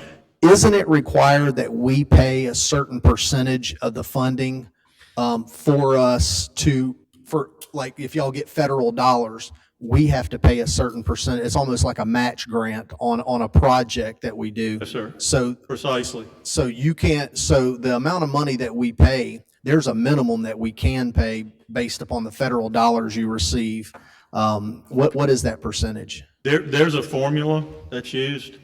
And so you take your operating costs and you reduce the fare box, and whatever's left over, FTA funds at 50%, and then you have to make up that other 50% that's left over with local subsidies, fare box revenue, advertising revenue. Some of that can come from the county, some from the city, some from MDOT. So there's various other sources, but Okay, all right. and in fact, the advertising revenue increase this year, without that, we would have had to have asked you guys for a pretty significant increase. So That's all I have. Thank you. Thank you.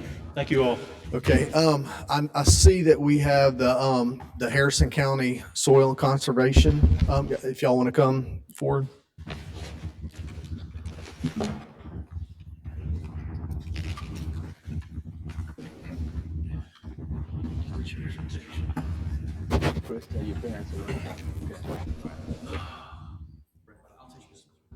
Okay, that's fine.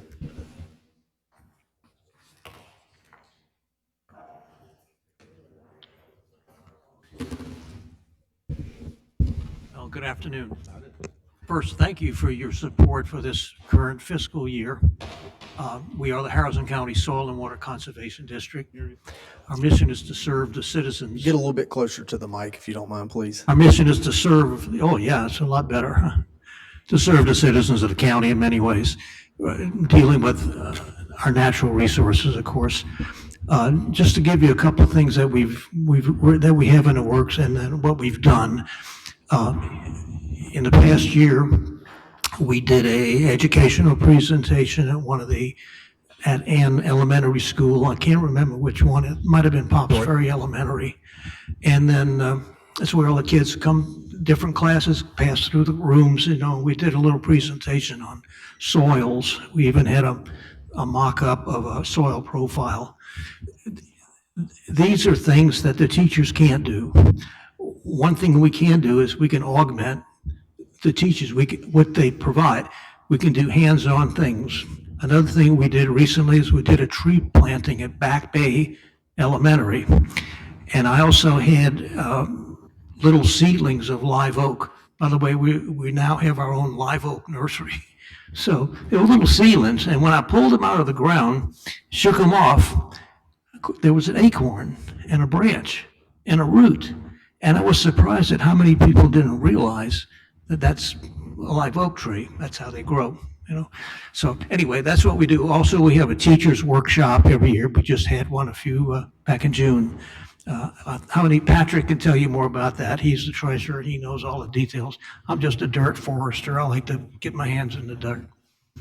Right. We're also associated with and we're housed with the NRCS, which is Federal Natural Resource Conservation Service. So we augment their programs. We are currently scheduling with your city engineers to help, we're a conduit with their EWP program, which could bring an opportunity of hundreds of thousands of dollars to the city of Biloxi for emergency erosion control projects. We want to discuss that program. Gulfport, Long Beach, take great advantage. They've received over the last 5 years, I think the city of Long Beach has received over $700,000 for projects of that type. Biloxi has not received any because we think that you haven't taken advantage of it. So we want to promote that program with the NRCS to the city of Biloxi. We'll entertain any questions. Okay, we'll start with you again, Mr. Glavin. I don't have any questions. Nothing. Mr. Lawrence, surely you have Glad questions. y'all came. We often wondered what y'all did, you know. Thank you. We've heard about you. We have You our know, glad goals. y'all coming by to tell us what you do and how you support the elementary schools and local schools. I mean, that's a big plus. You bet. Well, we like doing that. And our goal is to do a tree planting at every elementary school in Biloxi and in Harrison County, excuse me, and in the county. And furthermore, our traditional goal has been toward conventional agriculture. We used to rent out a seed drill, a manure spreader, or a litter spreader, and we're getting away from that. We're doing more urban agriculture, urban conservation now. So that brings us to what we do with the schools. Thank you. All right, I think I see two more Susan is, no, I don't, does anybody have any questions for Mardi Gras Museum?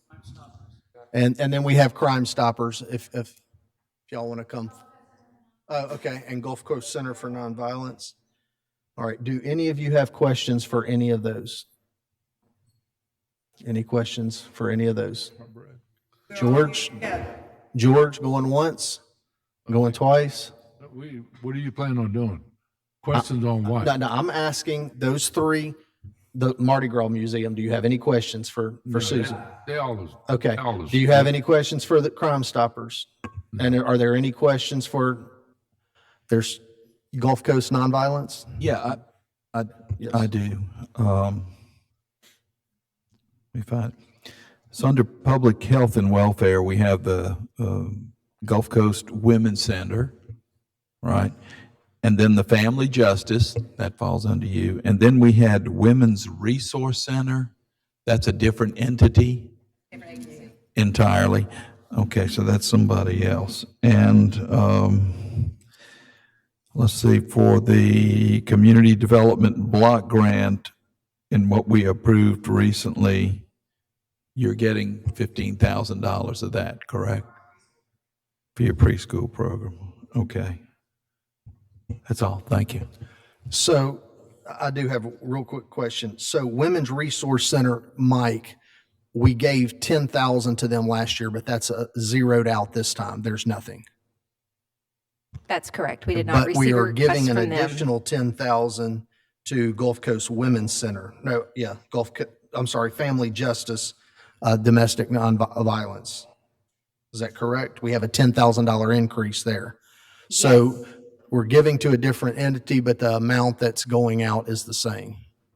Every figure in here includes the amount that the entity requested in their letter. Okay. So Stacy represents the Gulf Coast Women's Center and the Family Justice, and she asked for 20 for each, for a total of 40. But CDBG also gives 15. So 15 was removed from one of the 20,000s. But her increase did go up year over year. Okay, so what I guess I don't have an updated sheet then. So I'm showing that we're giving 20,000 to both of those? Yeah, it should have been in that packet that Stacy Thacker handed out. Okay, I think I'm looking at the old sheet. Okay, so let me flip to that. So is it on this big sheet here? Okay.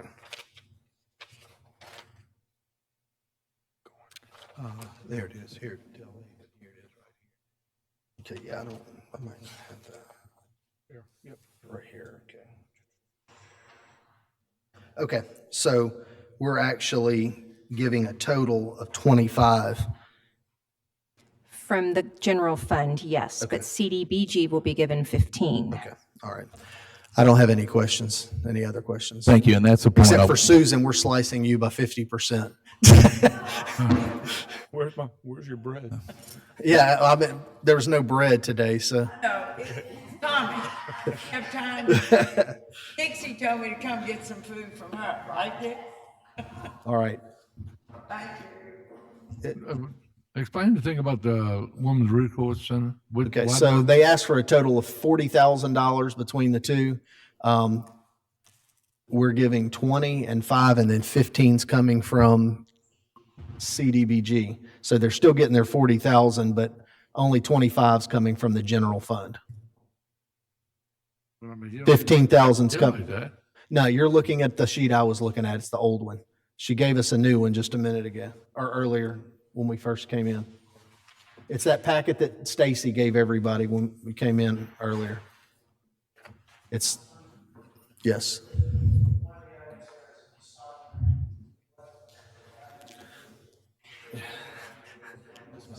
Yeah, if you wanna do that, yes. That's the money from the resolutions where development occurred in the downtown area, Desports, the Bella, and we return so much to them each year. Okay, and where's that coming from? The general fund. Okay, all right. Everything on this sheet of paper is the general fund. Okay. So, Mike, now that we've went through all these departments, when do we have to have when do we have to have our numbers finalized to do for a public presentation?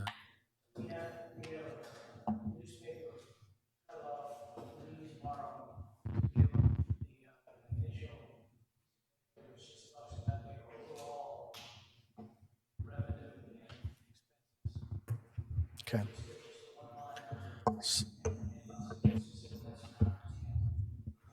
Okay. Are we able to have next Tuesday one final, just to go a synopsis of everything, make any cuts? So do y'all want to do that prior to or after our regular scheduled meeting? That's up to y'all. It's easy for y'all. So right now, you're not doing, you just talked about everything, then we're gonna put the numbers together next week. Yes, next week. So what, do y'all want to do that after? Everybody good with after?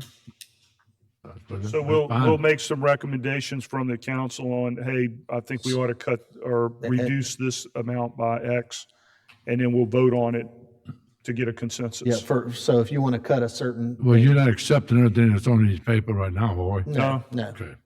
That's all I want to know. Now, one last question before Whatever y'all want to meet. before we leave. What, and I know it's in here, but so that I don't have to dig for it. When we originally started, we had a 2-point-something million gap. Is that correct? In projected revenue and expenses. Is that correct?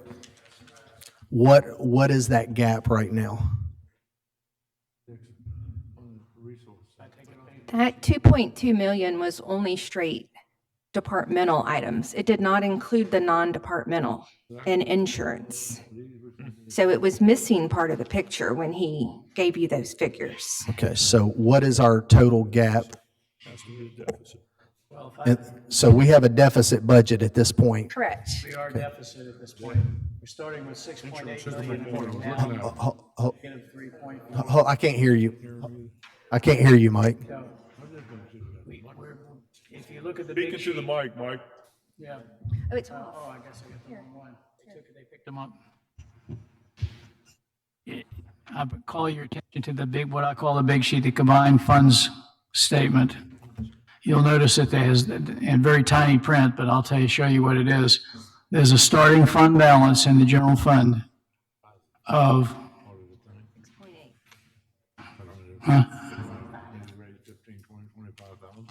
6.8 million.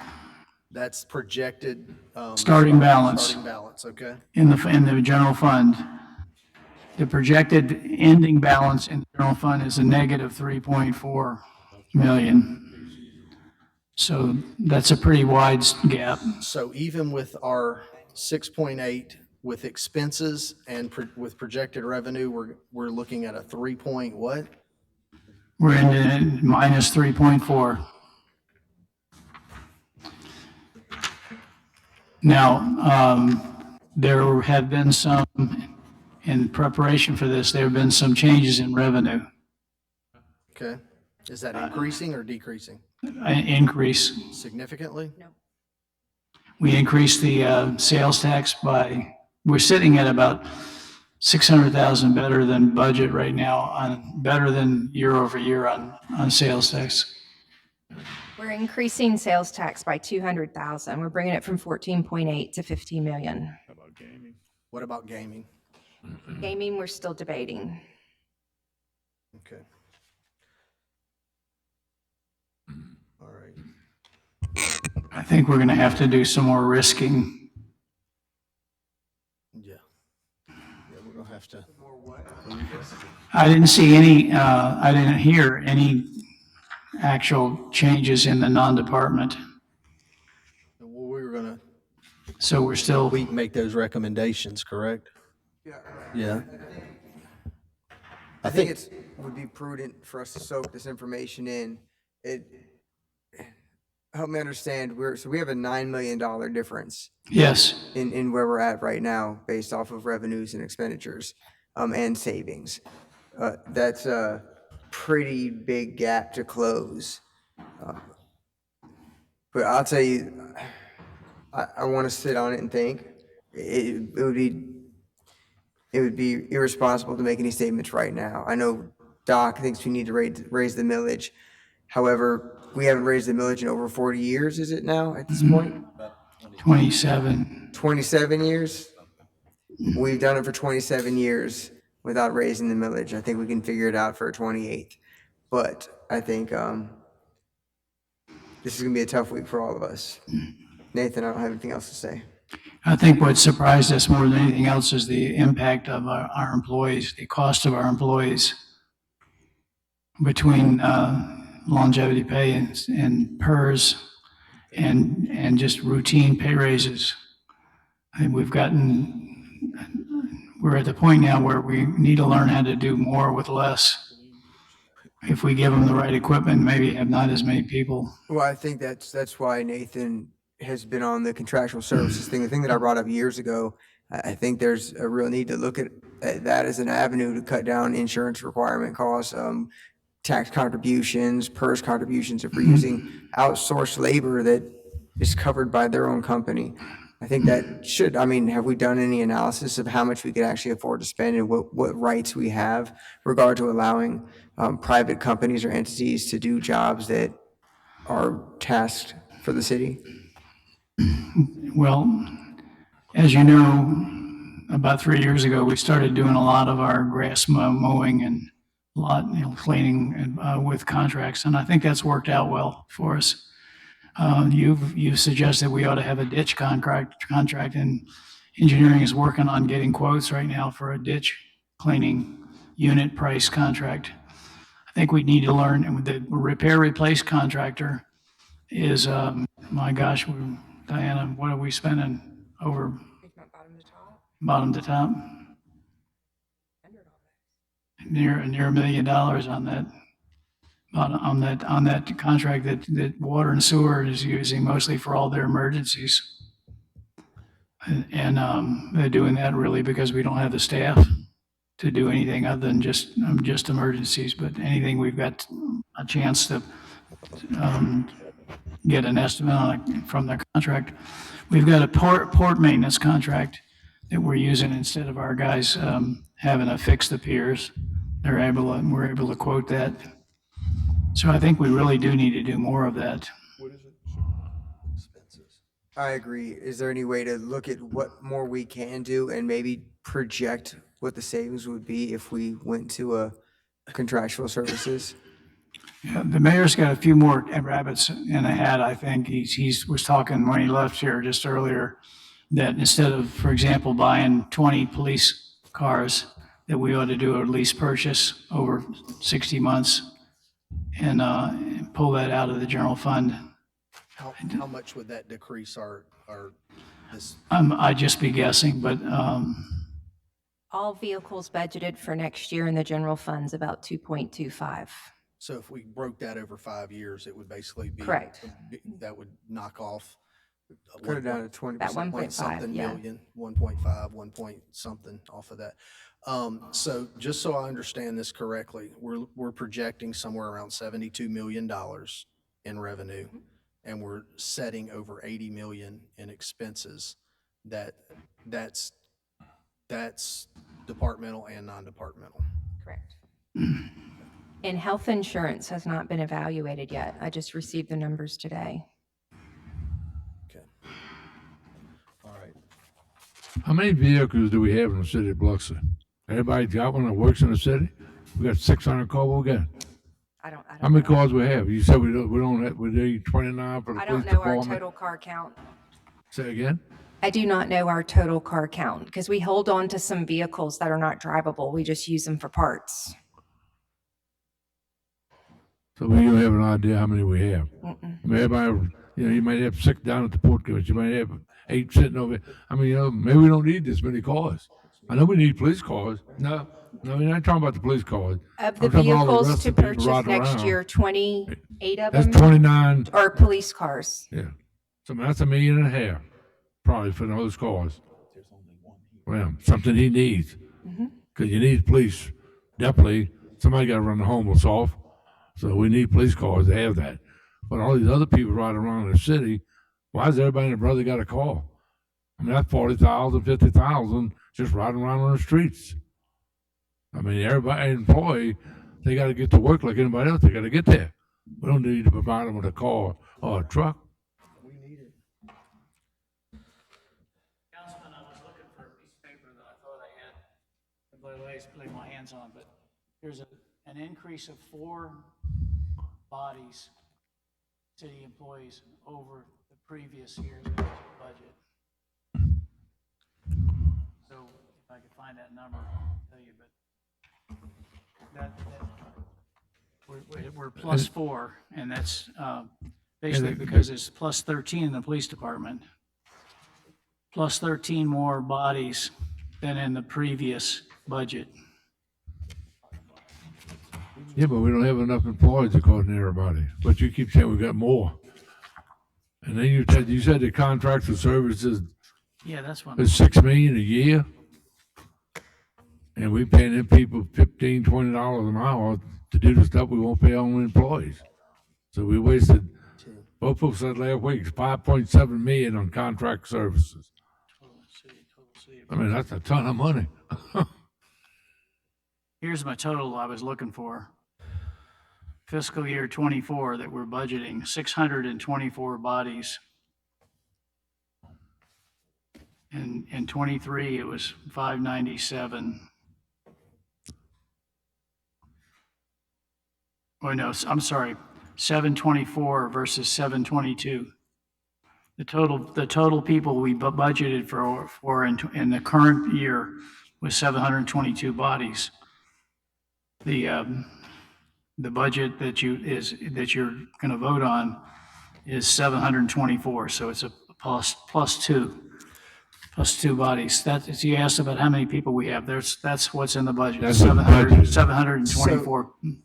But you're short 100 of those, correct? And the changes are essentially in police. So Mike, we're budgeting for a full staff even though we don't have a full staff. Yeah, that's correct. And So in the police and fire department, there'll be vacancies that we're budgeting for, but are not on board yet. Okay. As opposed to budget numbers versus actual. So what we need to do is each person needs to go through, digest everything, and then come to the meeting next Tuesday with a list of recommendations of places to cut. So any other questions? All right, I'll call for the question. Make a motion to adjourn. I'll do that. I'll move it. Okay, first by Mr. Lawrence, second by Mr. Deming. All in favor? Wow. 5-0. Hey, Paul, everybody left. What are we gonna do with the insurance? Well, We're going to have an insurance meeting for those stalwart souls who are still here. We're going to ask Cy to go through a quick presentation. But we need to get this information shared with whoever's here and is interested from the employees, not many. But the other thing is, we've got to make a decision on all of this sometime next week, Cy. So, I mean, we can't afford to delay it another week. So those who are interested, Cy, what do you reckon? 30 minutes? Okay. So anyway, we'll start in just we'll start that meeting in just a couple of minutes. And Cy, Shane, Dimitri's right here if you want to, do the connectivity thing. Thank you.